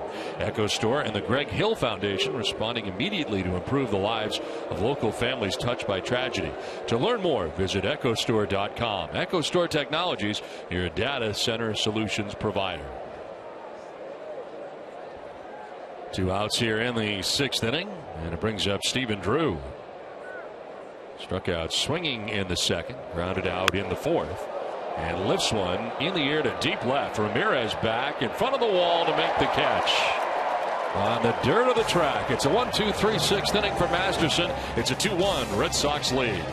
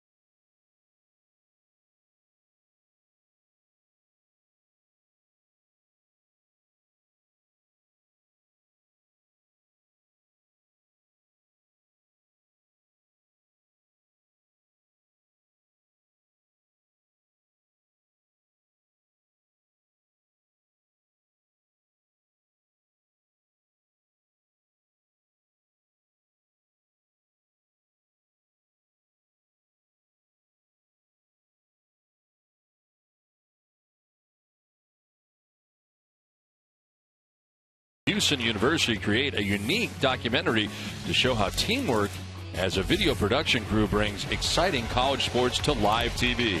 Plus, Boston Globe film critic Ty Burr weighs in on a film with a dance sequence from a Wesley College team. See how they responded on Nesson, next producer, Monday night at 11. The Wally hat going, the Sippy Cup, it doesn't get any better. Swing and a miss for Alan Craig. Opens up this bottom of the 6th inning, and Alan Craig with a home run his last time up. He struck out back in the 2nd inning, so 1 for 2 for tonight's Red Sox right fielder, Alan Craig.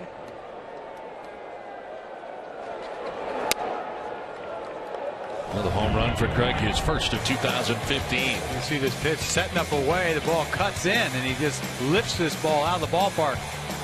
Not the longest home run you've ever seen, but he'll take it. He's got to be feeling good about that. That's going to miss for ball 2. Action for the Yankees was Carpenter last inning.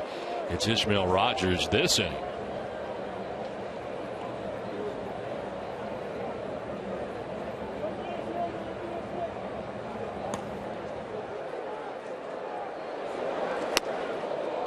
By him, 2-2. For CC Sabathia's line, brought to you by your Eastern Lexus dealers. 5+, 7 hits, 2 runs, 2 walks, 2 Ks, and nearing 100 pitches.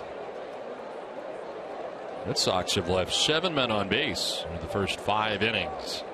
He's pitched out of some jams. Now Craig strikes out looking for the 2nd time tonight.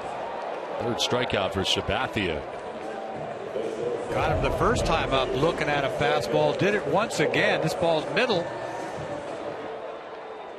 Oh, he's looking for something else. And one down here in the 6th inning, and it brings up Xander Bogaerts. He's been on twice tonight. A double in the 3rd, a walk in the 4th inning.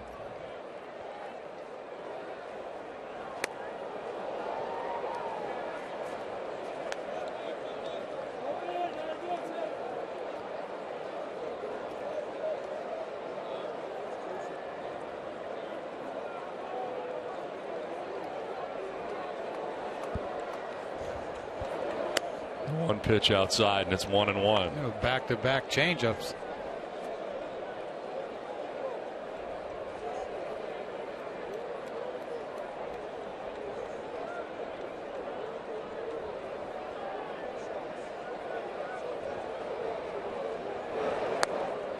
Bouncing in for ball 2, 2-1. 3 changeups in a row. I don't think he's ever thrown 3 changeups in a row. He's got a 4th in him? No way. 3. Seriously, it's hard to do. You don't throw 3 in a row very often. Slider? 3-0. Nice, 2-1. Was he? Never mind. Never mind. Now he's 3-1. So when he only threw 2 changeups in a row, where did I find another changeup? He might have thrown 3 changeups in a row. Just one was for a strike. Oh, hello. There you go. That's what happened. I thought I missed the whole pitch. That's a strike. Bogarts was headed to first base. You look at that K zone. There was no strikes. I don't know where that ball was. Yeah. This ball is supposed to be down away. He cuts it inside. It is a strike, but opposite location.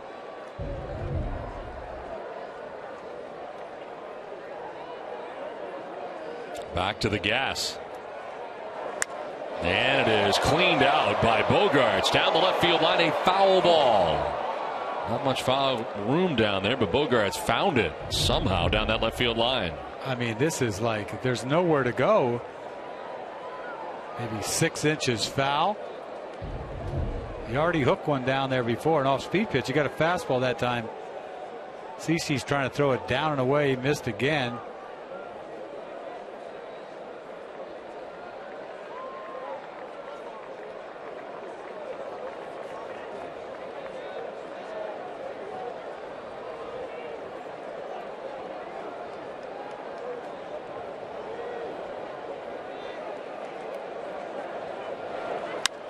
In the air to left field, sending Brett Gardner back onto the track in front of the wall. He will make the catch. Few of those in that direction in this game, and Gardner retires Bogarts for the second out of the 6th inning. Well, don't miss Red Sox Game Day Live, presented by DCU Digital Federal Credit Union, tomorrow afternoon at 1. Tom and Jim will set you up for Game 2 of this series and break down Wade Miley's season thus far. DCU Digital Federal Credit Union. What can DCU save you?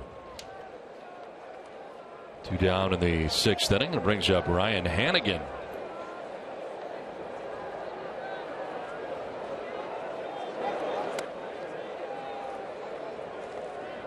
First action tonight for the Red Sox. Left-hander Tommy Lane called up in a series of changes this week in the bullpen every day. In the last series for the Red Sox against the Blue Jays, a new reliever was arriving here in Boston, as was running through a lot of that bullpen and having to make those moves. I mean, I tell you what, a lot of teams are going through that, you know, because you don't go deep in the game. God forbid you go extra innings and you're in trouble. A product of the starters not going deep into games at all. It's everywhere. It's everywhere. I didn't want to get started with that. You see these guys coming out of spring training, and to me, that no one's really ready to go 7 innings. It seems like.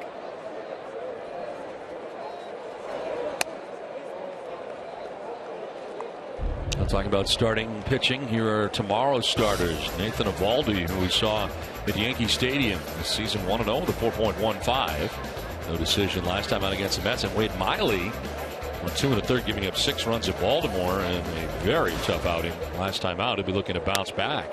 Well, the pressure is on Miley tomorrow. He cannot afford to have a bad outing. I mean, he's had some nuclear innings. He just can't seem to work his way out of it. He gets in trouble, and the balls, you know, throwing too many balls. It's like he threw 9 balls in a row at one point in that game. He was embarrassed by it. I can understand why. I would be too. But it's a big start for him tomorrow.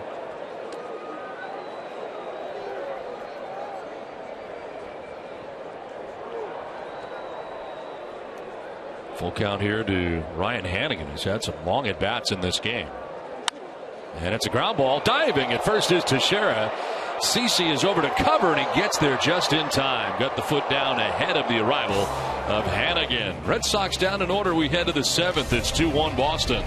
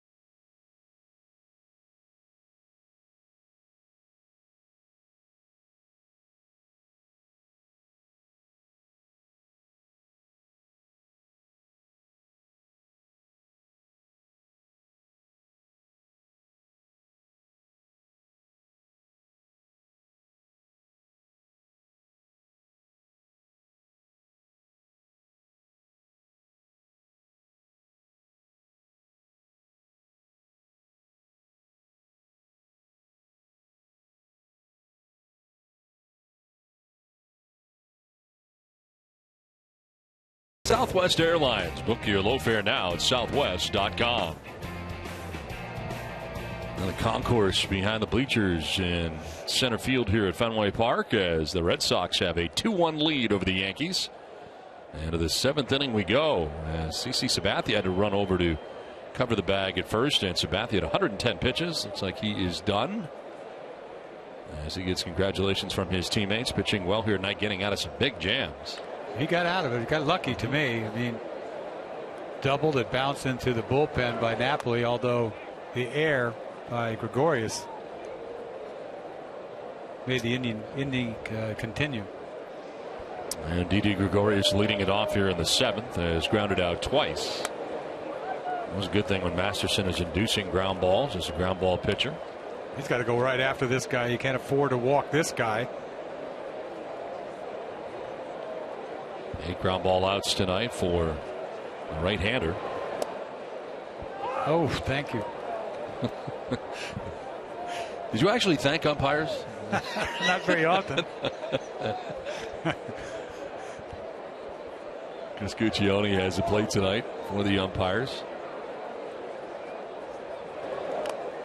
That'll skip in for ball 3. Red Sox have double-barreled action. Junichi Tozawa just up, joining Tommy Lane, who was up last inning. Masterson not long for this game. Ball 4, you're gone. And that hurt. Gregorius going down after fouling it off himself. You see a fastball here right down the middle. He gets the top of it and hits it off his heel, I think.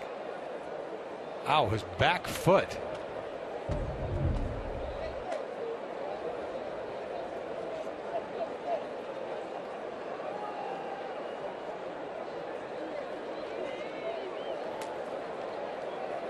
Five-year-old Didi Gregorius in his first year with New York. Previous major league experience, Cincinnati with the Reds, and parts of the last 2 years in Arizona. They're just .226 last year for the Diamondbacks. And he will walk to begin things here in the 7th inning. Third walk given up by Masterson. And here comes John Farrell. As you anticipated, he was a walk away from being taken out of this game, and that's exactly what's going to happen here. Jacoby Ellsbury coming up, and Tommy Lane in the bullpen ready to go. Lefty-lefty matchup here. Is out is Farrell to talk to Masterson so far. Now he will make the move. So 2-1, the Red Sox have the lead as the pitching change from Fenway Park.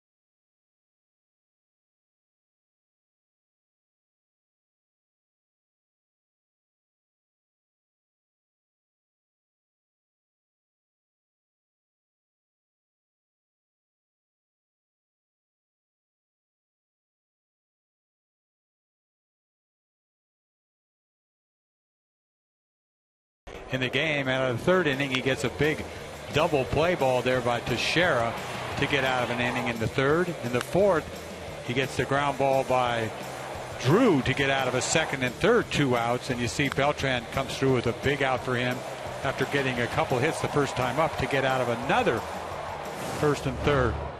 So he's living right tonight, Masterson, but still gets you into the 7th inning. Leadoff walk by Didi Gregorius chases him from the game. Tommy Lane into his 5th game. 5.79 earned run average. 4 strikeouts, 2 walks. Opponent's hitting at .294. He started the year with the Red Sox out of spring training. This is his 2nd stint with Boston. It's the first time he had made an opening day roster. Jacoby Ellsbury as they check on Gregorius at first base. Ellsbury bats for the 4th time tonight. 2 hits. 1 single to right, 1 to center. Wrapped around a ground out to shortstop. And of course, all of that was against Masterson.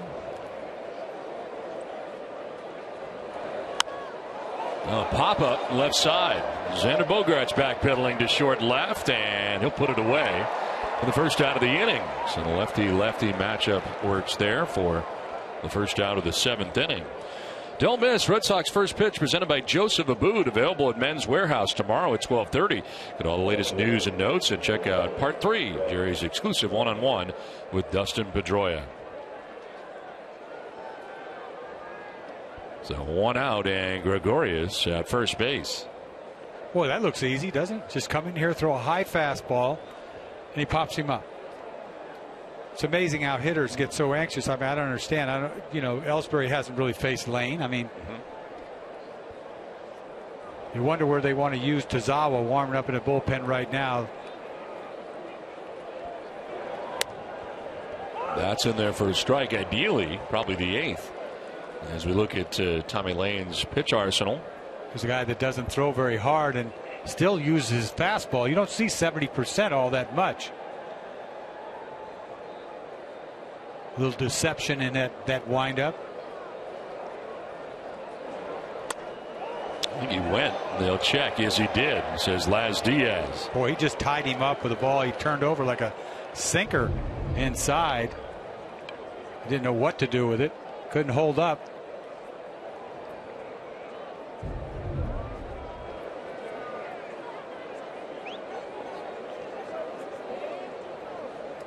'75th relief appearance in his career between San Diego and Boston. And completely baffled was Gardner. Tough at bat for Brett Gardner. He's out number 2 of the 7th inning.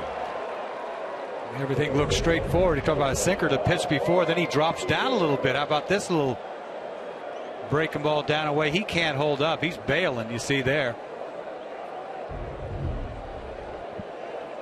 So 2 down here in the 7th, and so far so good for Lane. Teixeira takes strike 1. First right-handed batter of this game now is Teixeira. The switch hitter turns around to bat from the right side. Yankees stacking up their order with lefties. Yankees with 3 switch hitters in their order. Teixeira, one of them. And lines his foul down off the tarp. Stay tuned tonight following WB Mason Extra Innings Live, a Red Sox final presented by Uno's. TC and Jim will have more reaction to tonight's game and preview tomorrow's pitching matchup between Nathan Eovaldi and Wade Miley. And along with Teixeira, Beltran, and Headley, switch hitters. Everybody else straight lefty in this Yankees order tonight. They stacked it up on the left side against Masterson with very little success.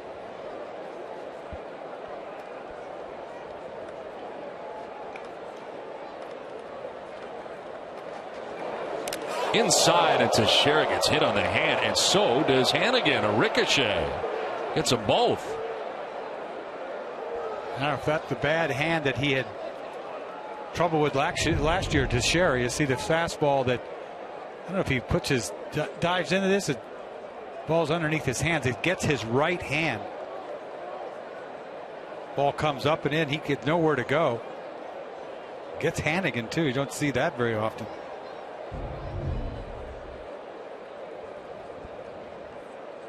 Hannigan's taken a lot of shots off of his right hand. He sort of leaves it there, right? But something like that, you don't think ball up and in like that, there's nothing you can do about this. See where Hannigan's right hand is right here. His Teixeira comes straight down on his knuckles. This time he is hurting worse than we have seen him in pain, and we have seen him hit several times on those fingers, mainly on foul tips, and this time he is really struggling. I mean, this ball 0-2 pitch, you don't want to hit him obviously, but how about the right hand, right in the knuckles, how cold it is out there.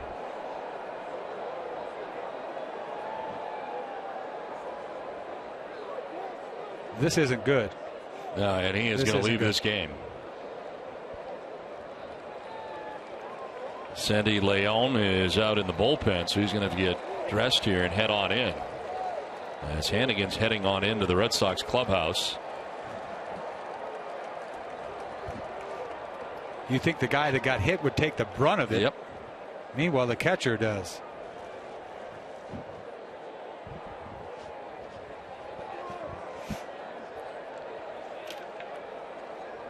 Hannigan has been banged up lately. This was on Tuesday against the Toronto Blue Jays, and he took one off the mask.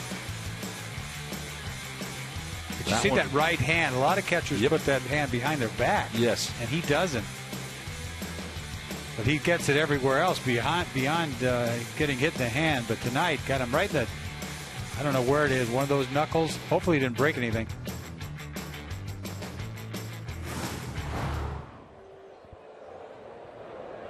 I mean, that's the last thing they need is Hannigan to be hurt.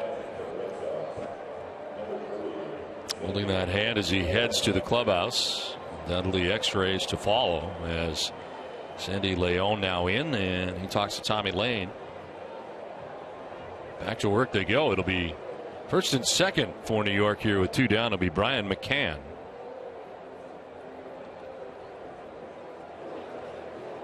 And Leon back behind the dish.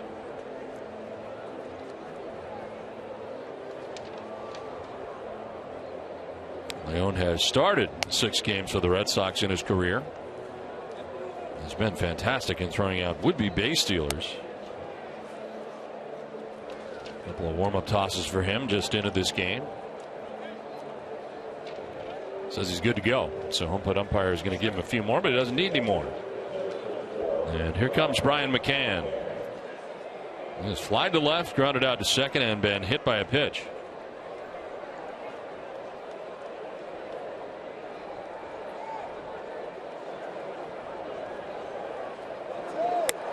In there for strike 1. Tommy Lane has come in throwing strikes tonight. He's thrown 8 pitches, 7 for strikes. McCann, dead pull hitter, but we've seen him go the other way here in Fenway. Does go the other way to left field, and Ramirez will play it on a hop from second base. Comes Gregorius. Throw to the plate is going to be cut off, and the Yankees tie the score 2-2. So that run is charged to Justin Masterson. The leadoff walk to Gregorius turns into the game-tying run.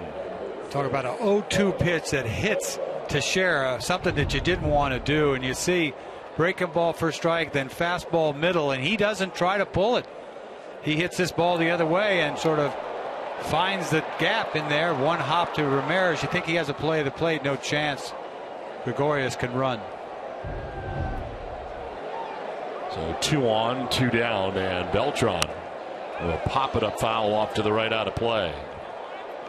So the book closed on Masterson. He'll end up with a no decision here tonight. 6+ 6 hits, 2 runs, walked 3, struck out 2, but that leadoff walk, last batter that he faces in the 7th, is costly. Boy, I would kick myself for walking Gregorius. Now a pop up right side of the infield, and a little miscommunication initially, but Pedroia calls off Napoli and makes the catch. Yankees have tied the score 2-2.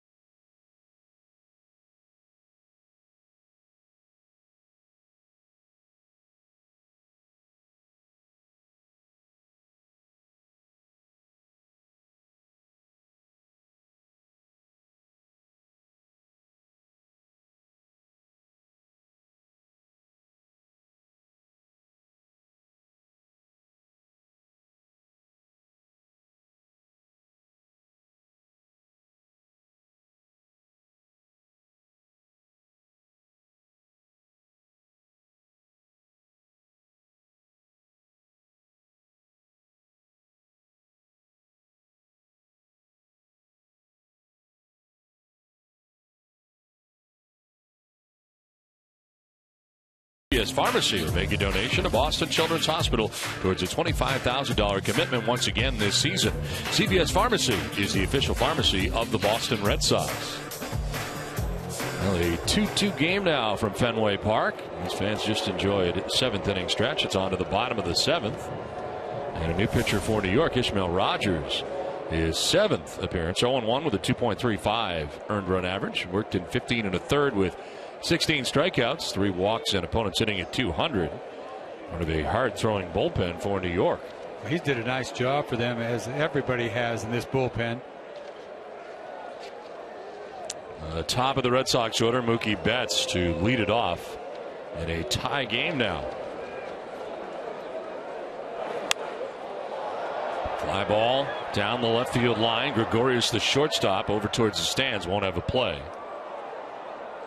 Heck, I don't want to scare you, but the last Friday night that these two teams met, they played 19 innings. I know, and I did the post game. Oh, that's right. So it's even worse. So you do remember. Yes. David Carpenter, Justin Wilson up in the pen for New York. Now, we were done at like 2:40 or whatever it was, 2:30. So what do you think? We were all set. We wrapped it up, and that's when you were starting. Yes. Couldn't wait. Yeah.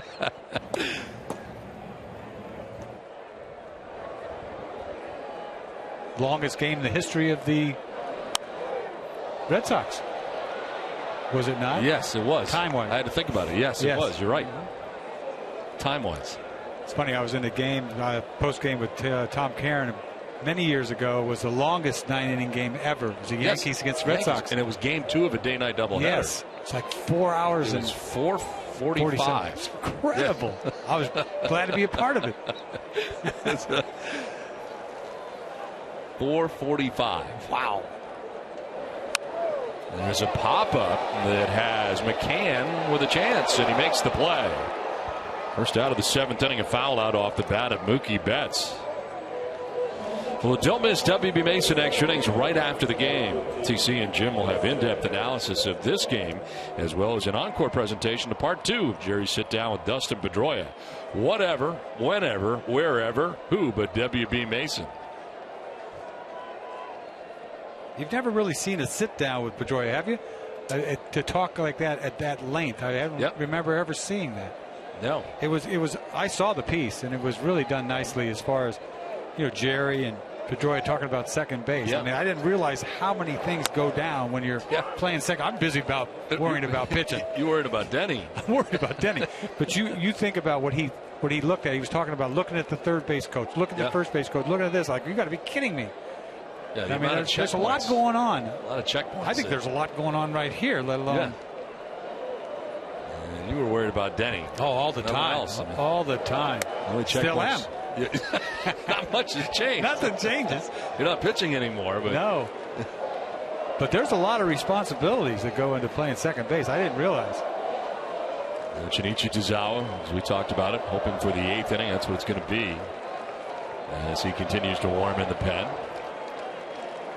1-1 pitch to Pedroia. And that's a little bit low. Line tonight for CC Sabathia is 6 innings, 7 hits, 2 runs. Walked 2, struck out 3, ended up with 110 pitches.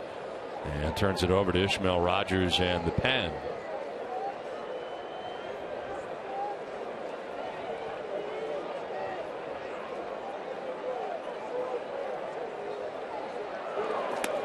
Pedroia badly fooled as he lunges at that. 2-2. Boy, he's looking dead red and didn't get it. Swings at a breaking ball down way out front. You don't see him look like that very often.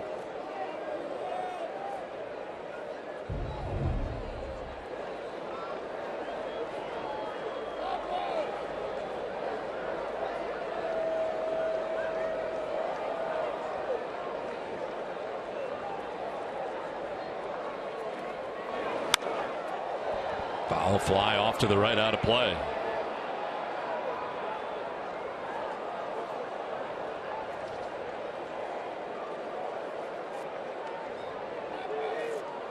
Last time Rogers worked, he went 2 2/3 innings. Scoreless at that. 1 hit, a walk, and 5 Ks. He pitched multiple innings in that 19-inning game against the Red Sox. Gave up a couple runs. That's all he's given up all year is those runs. Bounce in for ball 3, full count. He's claimed off waivers by the Yankees from the Toronto Blue Jays. July 31st of last year. He's always had a great arm.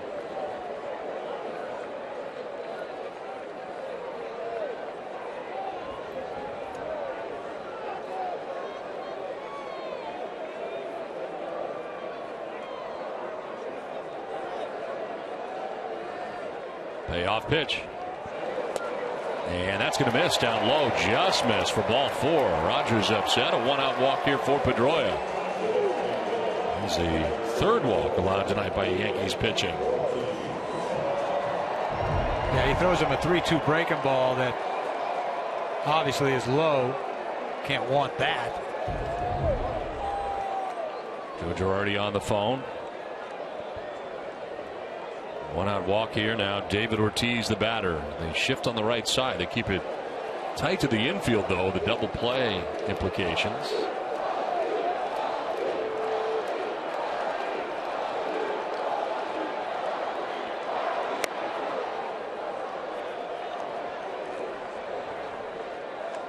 Three for 10 against Ishmael Rogers in his career. A couple of home runs.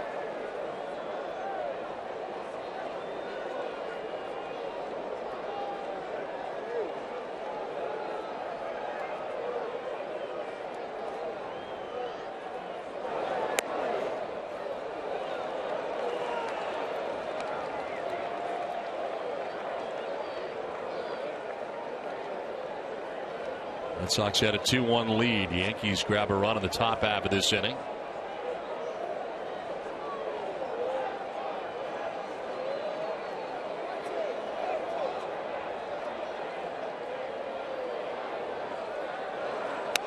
Ortiz will take the strike. 3 straight breaking balls, not going to give in. Last time David batted, Pedroia took off at first base. And Ortiz lined into a double play.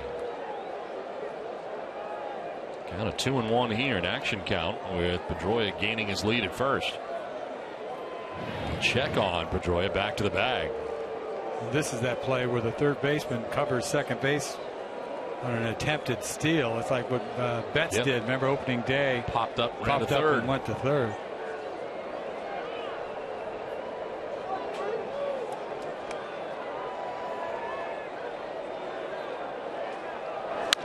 On the ground up the middle, could be 2. Headley will touch second, the third baseman, and throw to first. Another double play. Ortiz this time grounds into. We're through 7, tied 2-2.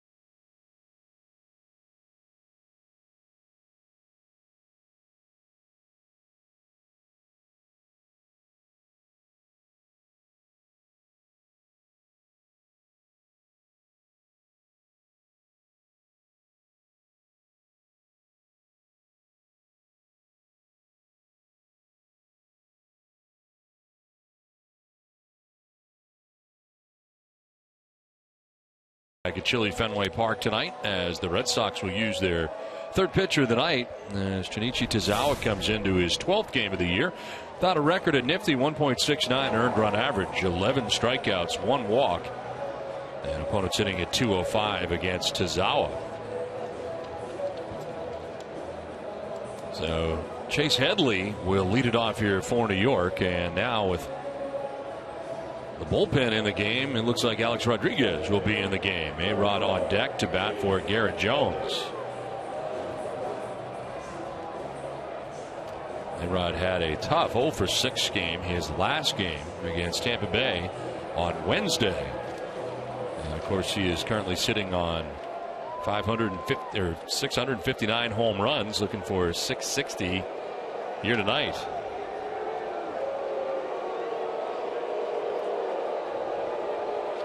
Leading it off is Chase Headley. And a ground ball right side. There is Pedroia in short right, and that is out number 1 of the 8th. Here comes Alex Rodriguez as he'll be introduced.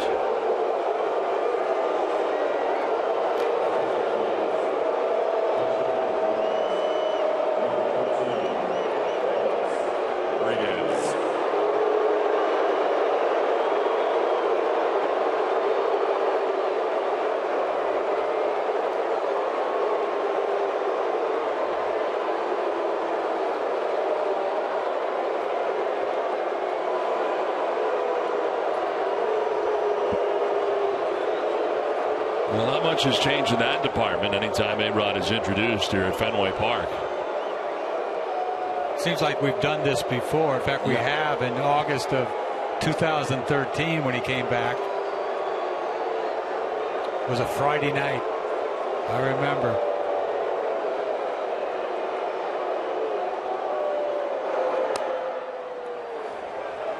Joe Girardi talking about him before the game, anxious for Alex to get this next home run out of the way.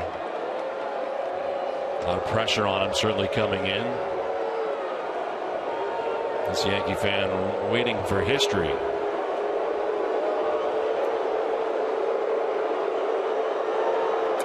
Bouncing in for ball 2, 2-0. He is 3 for 14 in his career against Tozawa with 1 home run. And here are the all-time leaders. Alex Rodriguez sitting at 659. One shy of tying Willie Mays for 4th all-time. You know, the problem I have is Willie Mays was my idol. You know, as a kid, I grew up in the Bay Area, and to have him tie him is kind of disappointing, to say the least.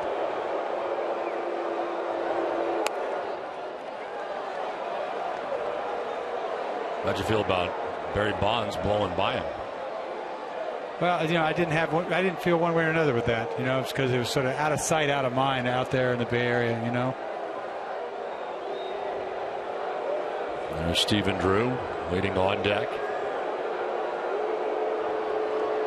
3-0 pitch to A-Rod. See if he's got the green light here. Driven to deep left field and gone. Home run number 660 for Alex Rodriguez. Ties Willie Mays 4th all-time, and he does it on a 3-0 pitch. Green light and gone into history.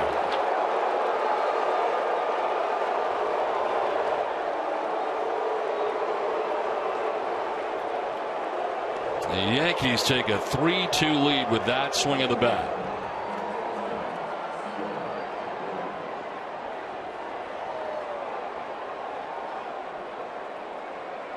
Wow, that is stunning right there. 3-0 pitch. This ball got out of the ballpark in a heartbeat, too. Now Stephen Drew with the Yankees on top in this game.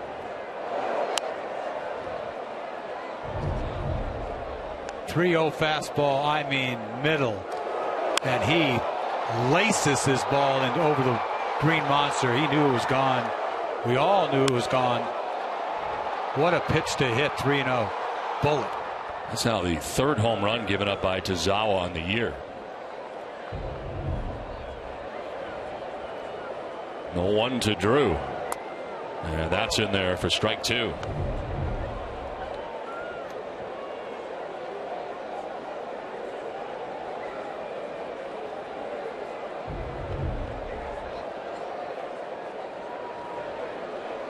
He's come back strong this year offensively, and we saw him during spring training and appeared to have a pretty quick bat. As this is popped up left side. Backpedaling is Bogarts, and he'll make the catch for the second out. You know, I hate to say this, but you're going to cheat on a 3-0 fastball. I mean, anybody's going to get the head out on a 3-0 fastball, but he still got popped. His 6th home run of the year. You know, 39 years old. I mean, he's not going to play every day, I wouldn't think. I mean, they're going to try to give him some rest.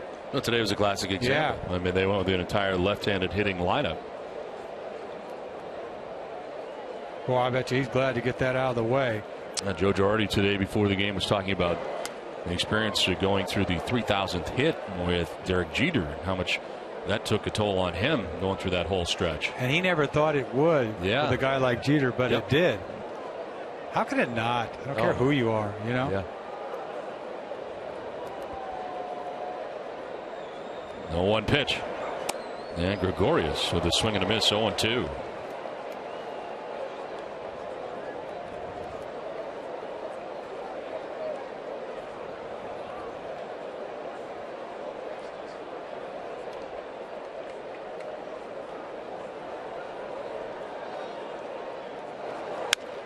Now this is into left center field, and that's going to get in for a base hit. Over is Hanley Ramirez. And it's a 2-out base hit for Gregorius from the number 9 spot, on for the second time tonight. Tazawa just throws him an 0-2 fastball, kind of a high cookie out over the plate. You see 0-2, he just throws it up out over the plate. He gets on top of it for a base hit.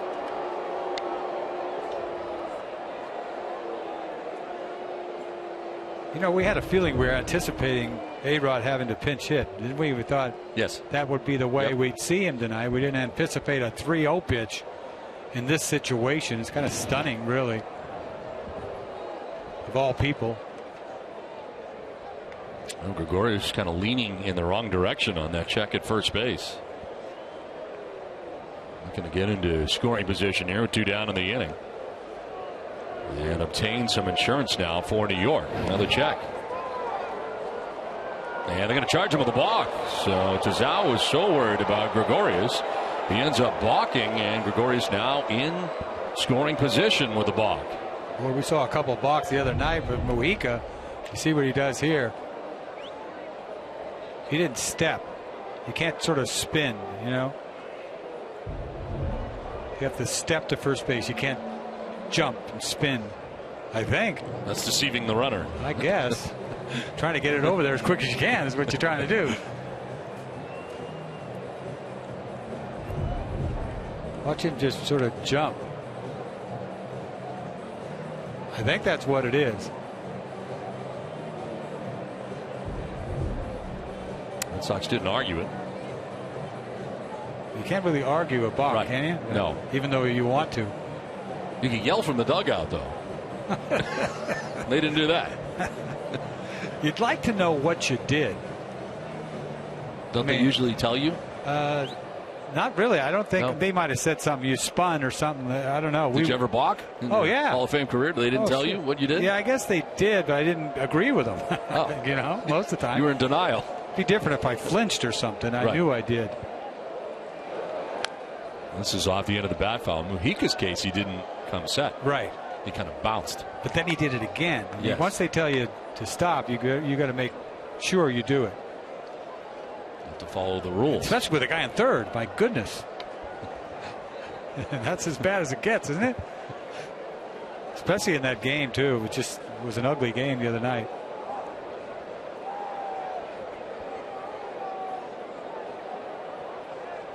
The 0-1 pitch coming up here to Jacoby Ellsbury.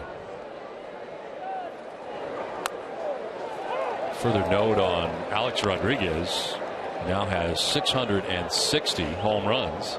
That was his first pinch hit home run. Wow. Of all those home runs. Man. You think he accidentally would have pinch hit at some point? Somewhere in right? there, yeah.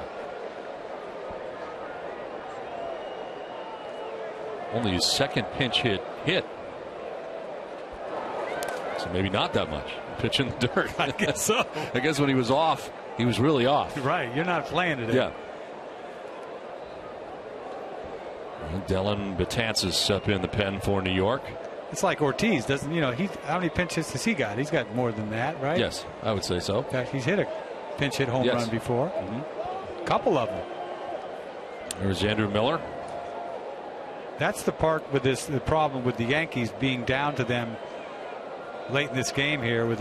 You're talking about a wipeout bullpen with Betances and Miller. They have yet to be scored upon. I don't like as this one gets away, and getting to third base is Gregorius, now 90 feet away on a wild pitch from Tazawa. Tazawa, he's kind of out of sync. They talk about a split finger about 45 feet. Look at that thing way in front of the plate. Leon has no chance. At least he blocked it and kept it in front of him. But Gregorius got third easy. An insurance run 90 feet away here for New York as Juan Nieves on the phone. Ellsbury waiting on a 2-2 pitch. On the ground to first base. It is corralled by Napoli. He'll take it to the bag to tag it. And to end the top of the 8th inning, Alex Rodriguez has homered. His 660th has given the Yankees a 3-2 lead.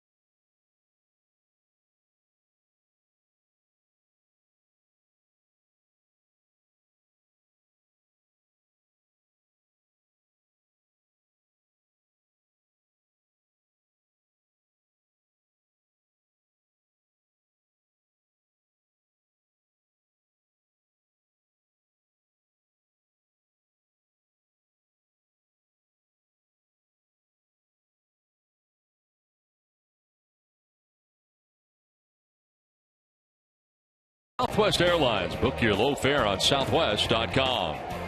Toyota's website for deals via toyota.com.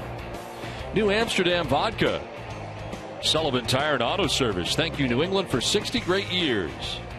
And by Audi. Experience the all-new Audi A3 today. Well, the Yankees pulled ahead with a run in the top half of the 8th inning on the home run by Alex Rodriguez. And it's to the bottom of the 8th we go. Hanley Ramirez to lead it off.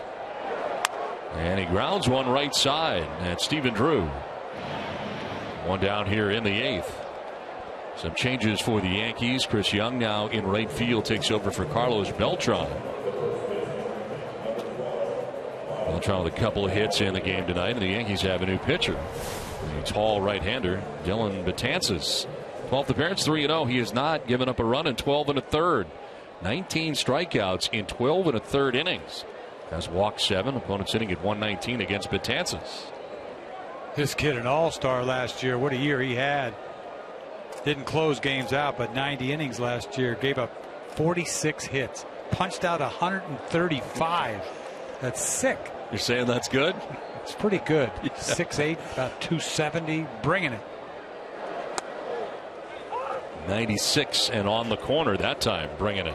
And he's got a hook for you, too.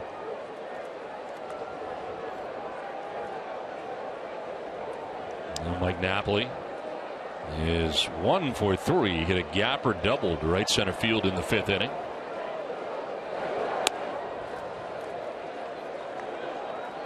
Double barreled action in the Red Sox pen. Robbie Ross Jr. and Koji Uehara.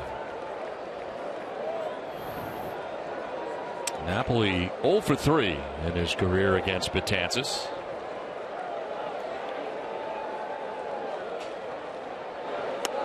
And he takes strike 2 on the fastball, same spot.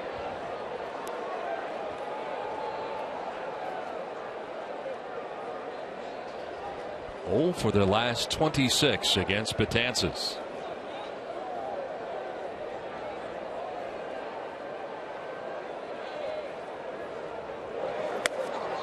His current roster for the Red Sox, only one Red Sox batter has a hit against Betances, and that's Xander Bogaerts.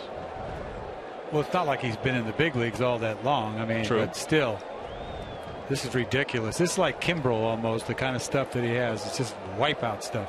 This group of Red Sox 1 for 26 against him. 12 strikeouts. Yeah, you hope for ball 4, make something happen.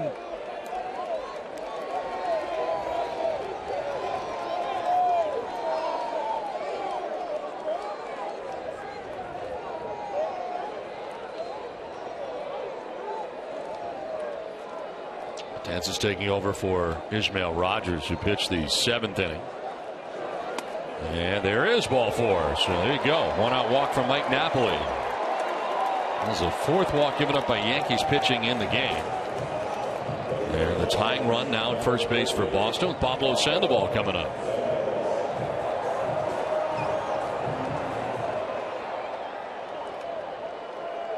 Sandoval a 1 for 3 night, a single to left field back in the 2nd inning off the wall.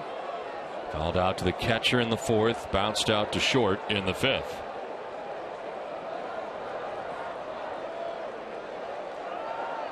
Sandoval, he's not going to walk. He's going to hack.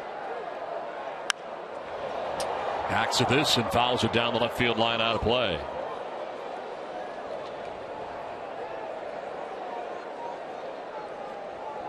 Alan Craig on deck has homered in this game. Solo shot back in the 4th inning.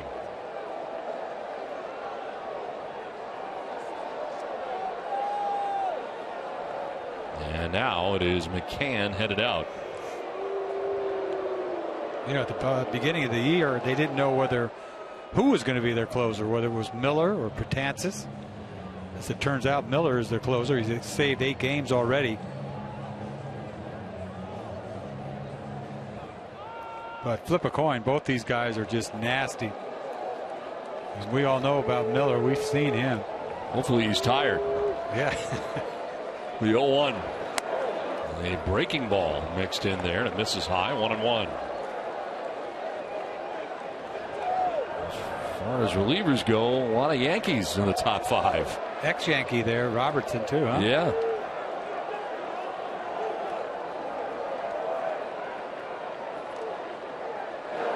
Sandoval lights a breaking ball to left field for a base hit.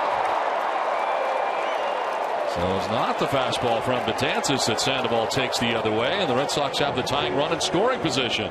Now they have 2 guys that have hits off him.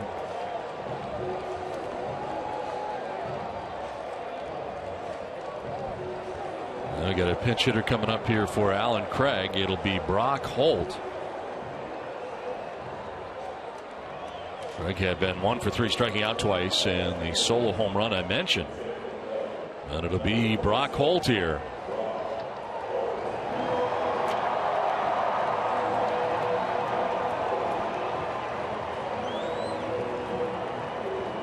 Nobody warming in the Yankees pen as Holt pinch hits here.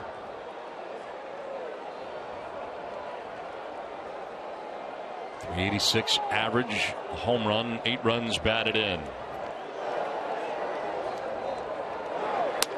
We'll take strike one at 96. Back to the gas is Betances. The number is against the Yankees. 17 games all time for Brock Holt against New York. Well, you're not trying to pull him, that's for sure. Do what Sandoval did is what you're looking for.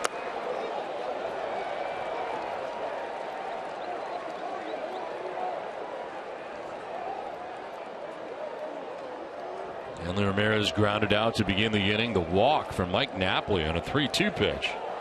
And Pablo Sandoval singles to left field, so it's first and second, one away. Ooh, that's close to being a balk right there. He started halfway up and then stepped off real quick.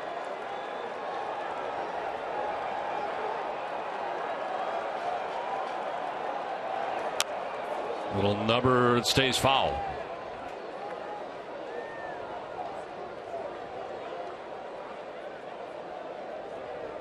Three for 9 with runners in scoring position for Brock, pinch hitting here in the 8th. After the Yankees took the lead in the top half of this inning. Napoli at second base, Sandoval at first with one away.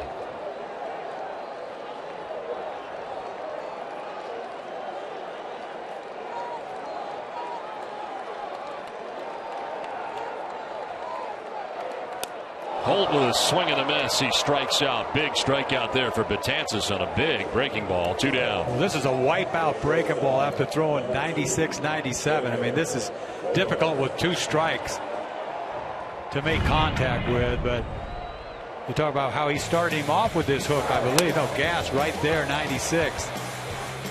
Then he goes to that hook that he ends up putting him away with a couple pitches later. Gas, foul tipped, and then put away wipeout breaking ball, no chance. 2 on, 2 down, and here is Xander Bogaerts. And Xander takes ball 1.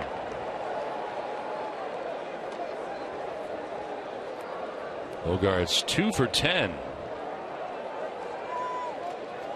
Beg your pardon, 1 for 5 against Betances.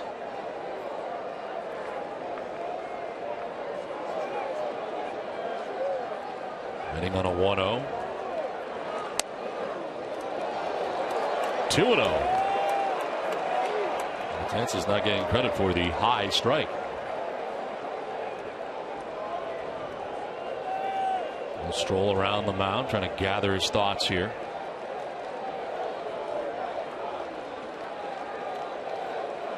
How about a 2-0 fastball bomb right here? It's wishful thinking. Betances wants to see the signs again. Runner at second base and Napoli peering in. Sandoval at first, 2 down.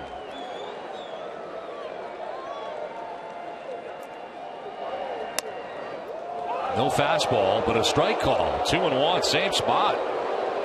This time it's a strike. Almost 3 identical breaking balls. He finally gives him the 2-0 breaking ball, high breaking ball. If the last one wasn't a strike, this one shouldn't have been a strike. Meanwhile, he doesn't even throw him gas 2-0 with that 96. Swing and a miss. Breaking ball again. 4 breaking balls in a row. This might have been, that ball's middle, but he's looking fastball is the problem. It's got to be tough when you're looking 96. You got to look for 96. Napoli at second, Sandoval at first, 2 down. Deuces are wild on the scoreboard and left. 2 balls, 2 strikes, 2 down. Time called very late. And jumping out from behind home plate was Guccione, granting time.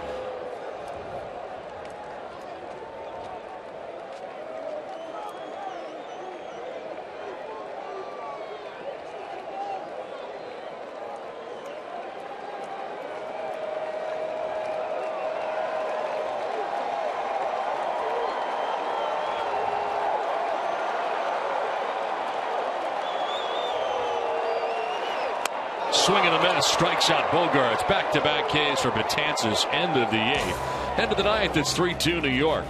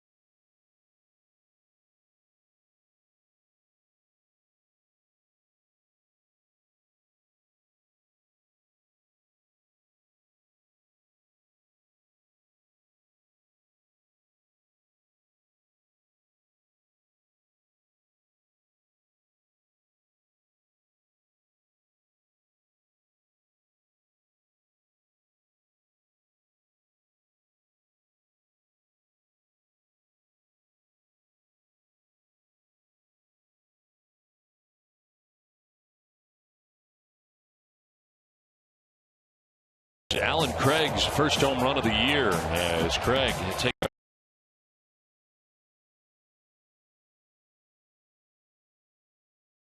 had a 2-1 lead. Our game summary is brought to you by Xfinity. Yankees with a 3-2 lead. Sabathia went 6 innings, not part of the decision, giving up 2 runs. Masterson went 6+, giving up 2 earned runs. Beltran 2 for 4 in this game, and Alex Rodriguez with his 660th career home run. Mentioned the Craig home run as the Red Sox trail 3-2 heading into the 9th inning. Alex Rodriguez accomplishing that feat on a 3-0 pitch of Junichi Tazawa, as the Red Sox with change here with the Brockle pinch hitting for Alan Craig takes over for him in right field. And the new pitcher for the Red Sox, Robbie Ross Jr. 10th appearance, 0-0 with a 4.82 ERA. And look out as Gardner sprawling out of the box. Brett Gardner with a single back in the 3rd inning, a 1-for-4 night.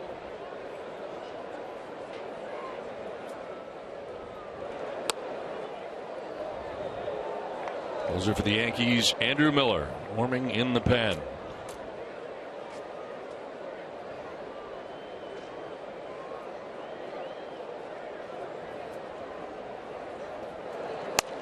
Swing and a miss. Fastball that was up. And Gardner chases. Gardner knew he's going to get a fastball here, 2-0. He didn't care where it was. He's hacking. Ball out of the zone.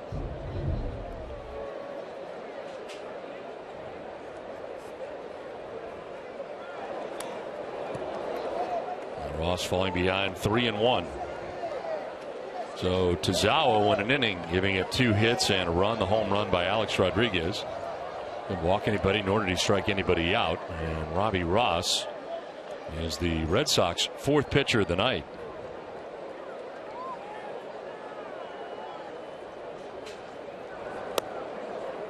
Ball 4 and a leadoff walk. Last thing that Ross wanted to do is get the speedster in Brett Gardner on to begin things here in the 9th. Ross has had trouble. He's wiggled out of a lot of jams since he's come out of the bullpen this year. A lot of base runners.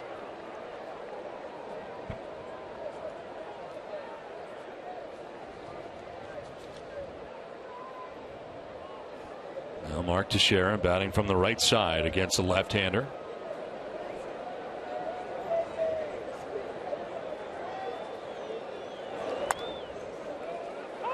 Strike call.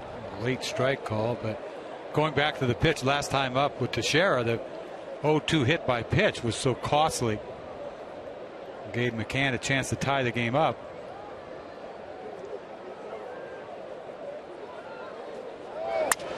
Broken bat, soft grounder to second. Change direction on Pedroia. Goes to first for the out as Gardner gets to second. So kind of acts like a sacrifice in that he gets Gardner to second base with now 1 down. You talk about a jam shot here. My goodness, this has exploded his bat. Look at that. It gets the job done. Just as good as a sacrifice bunt, but that's ugly right there.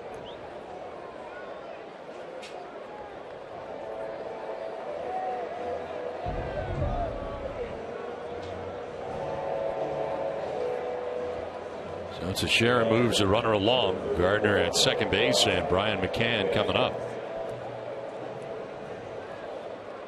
And fly to left in the first, grounded out in the 4th inning. Hit by a pitch in the 5th, singled in the 7th.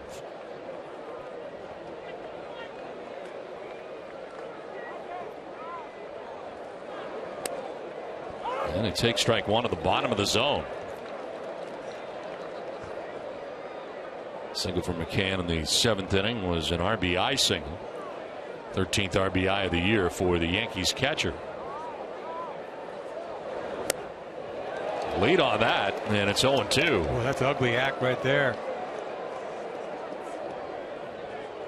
Breaking ball, first pitch, fastball in the glove by the time he swings at it.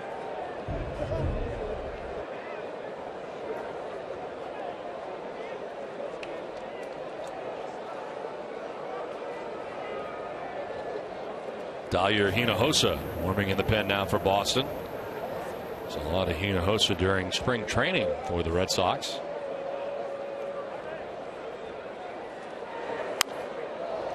Foul off to the left, out of play. Looking ahead to the bottom of the 9th inning, Sandy Leon scheduled to lead it off. Mookie Betts, Dustin Pedroia, anybody gets on, David Ortiz.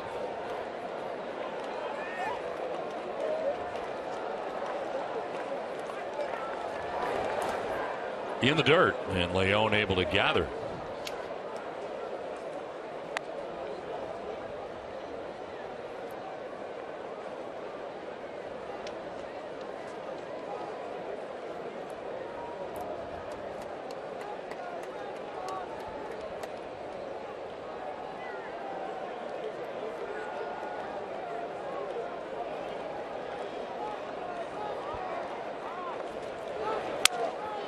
Down the left field line. This is going to be a foul ball. Well, no doubt if that ball gets in, Gardner scores. An insurance run there for the Yankees, but just foul. Once again, ugly right there. End of the bat. Thank goodness it's foul. Fastball away. Barely gets any wood on it. Flicks it down the left field line, and once again, just foul. Saved a run.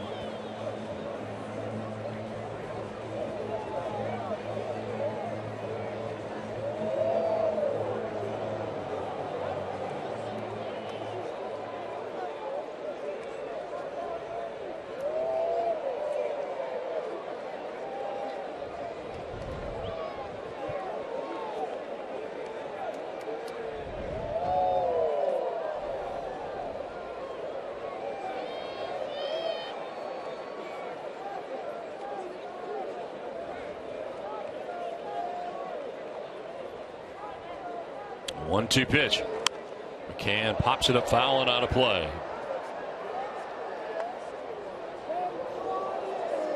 Masterson started this game 6+ 2 runs. Tommy Lane a shutout inning, but allowed an inherited runner to score. Masterson's is out an inning, giving up the home run to Alex Rodriguez. Now the 1-2 in the dirt, and again blocked by Leon.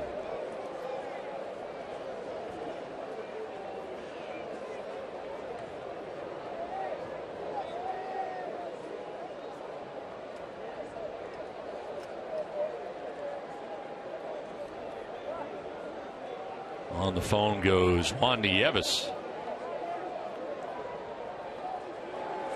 Swing and a miss. Off balance swing, and McCann strikes out. Big K there for Ross. 2 down. Here's the punch out pitch here. The breaking ball takes something off, gets him out front.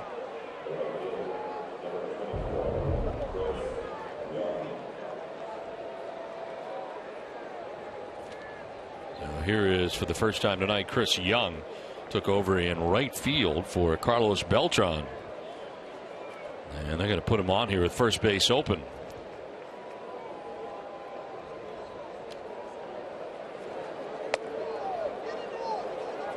They'll take their chances with Chase Headley. Obviously, Headley, much better left-handed hitter. Like to see him come from the right-hand side.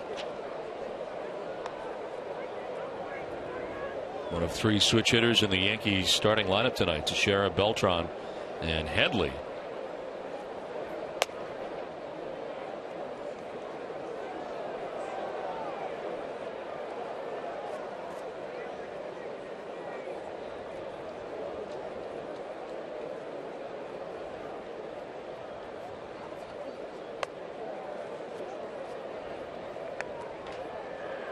So the intentional walk to Young is complete.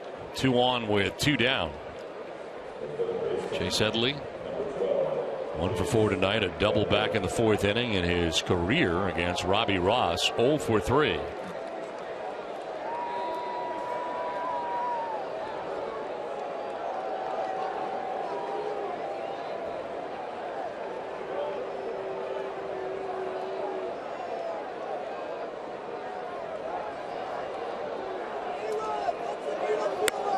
There's strike 1. Grabs that outside corner. Seen a lot of breaking balls from Ross tonight. This is just sort of a get me over backdoor breaking ball.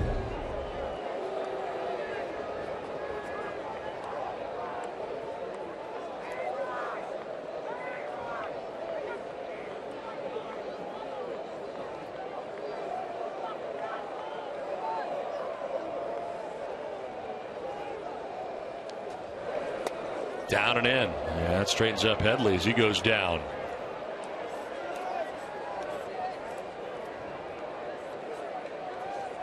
And now again, Leon going out.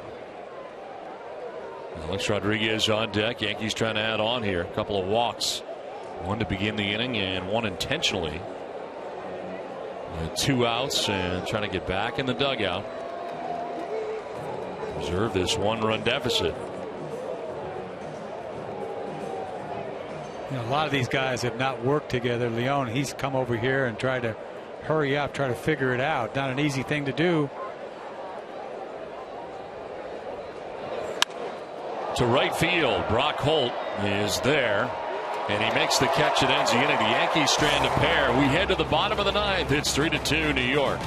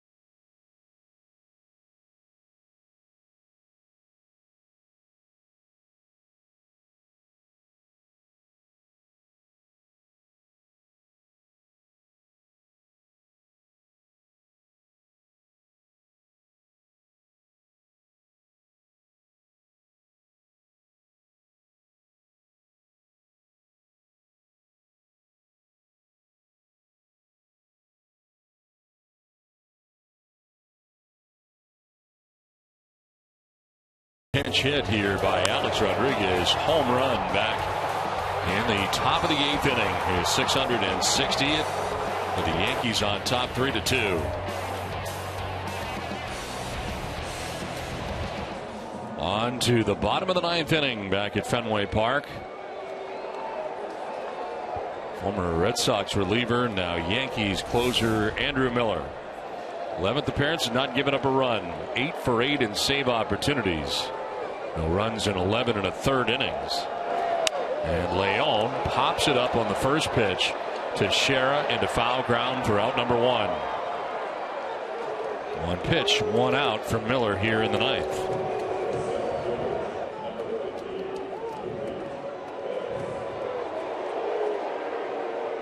Eight saves in the team's first 20 games of the year. Well, he did such a good job for the Red Sox last year. They had to do something with him. They traded him for this kid, Eduardo Rodriguez, who's really a find. I mean, this is the real deal. Meanwhile, they could have re-signed him, but they didn't. The Yankees did. And look what he's doing. I mean, he came to his own after changing his pitching style. His little slide step changed everything for this guy. He was all over the place with his command.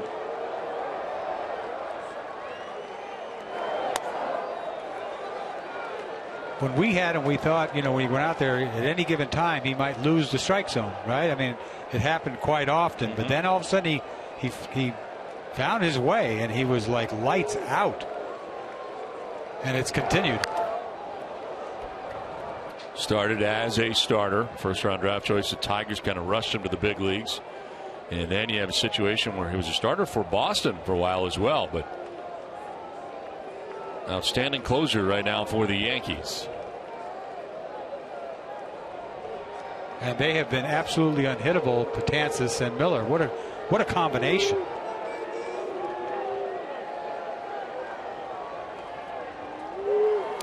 Mookie Betts strikes out for the second out of the ninth inning. He can make right-handed hitters look silly swinging at breaking balls that aren't even close. Once again, a slider in the dirt. He can't hold up.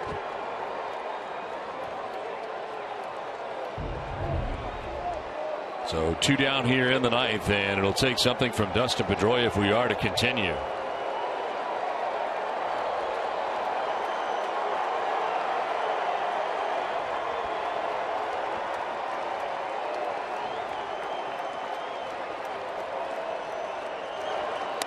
Pedroia takes ball 1.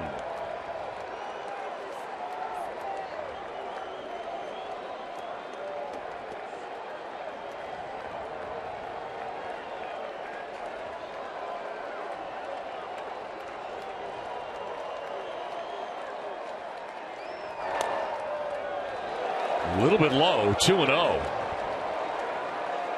Well, he's got to have that. That looked like a strike. Pedroia's been on 3 times tonight, 2 walks, an infield hit. David Ortiz hoping he'll get a chance here in the bottom of the ninth inning.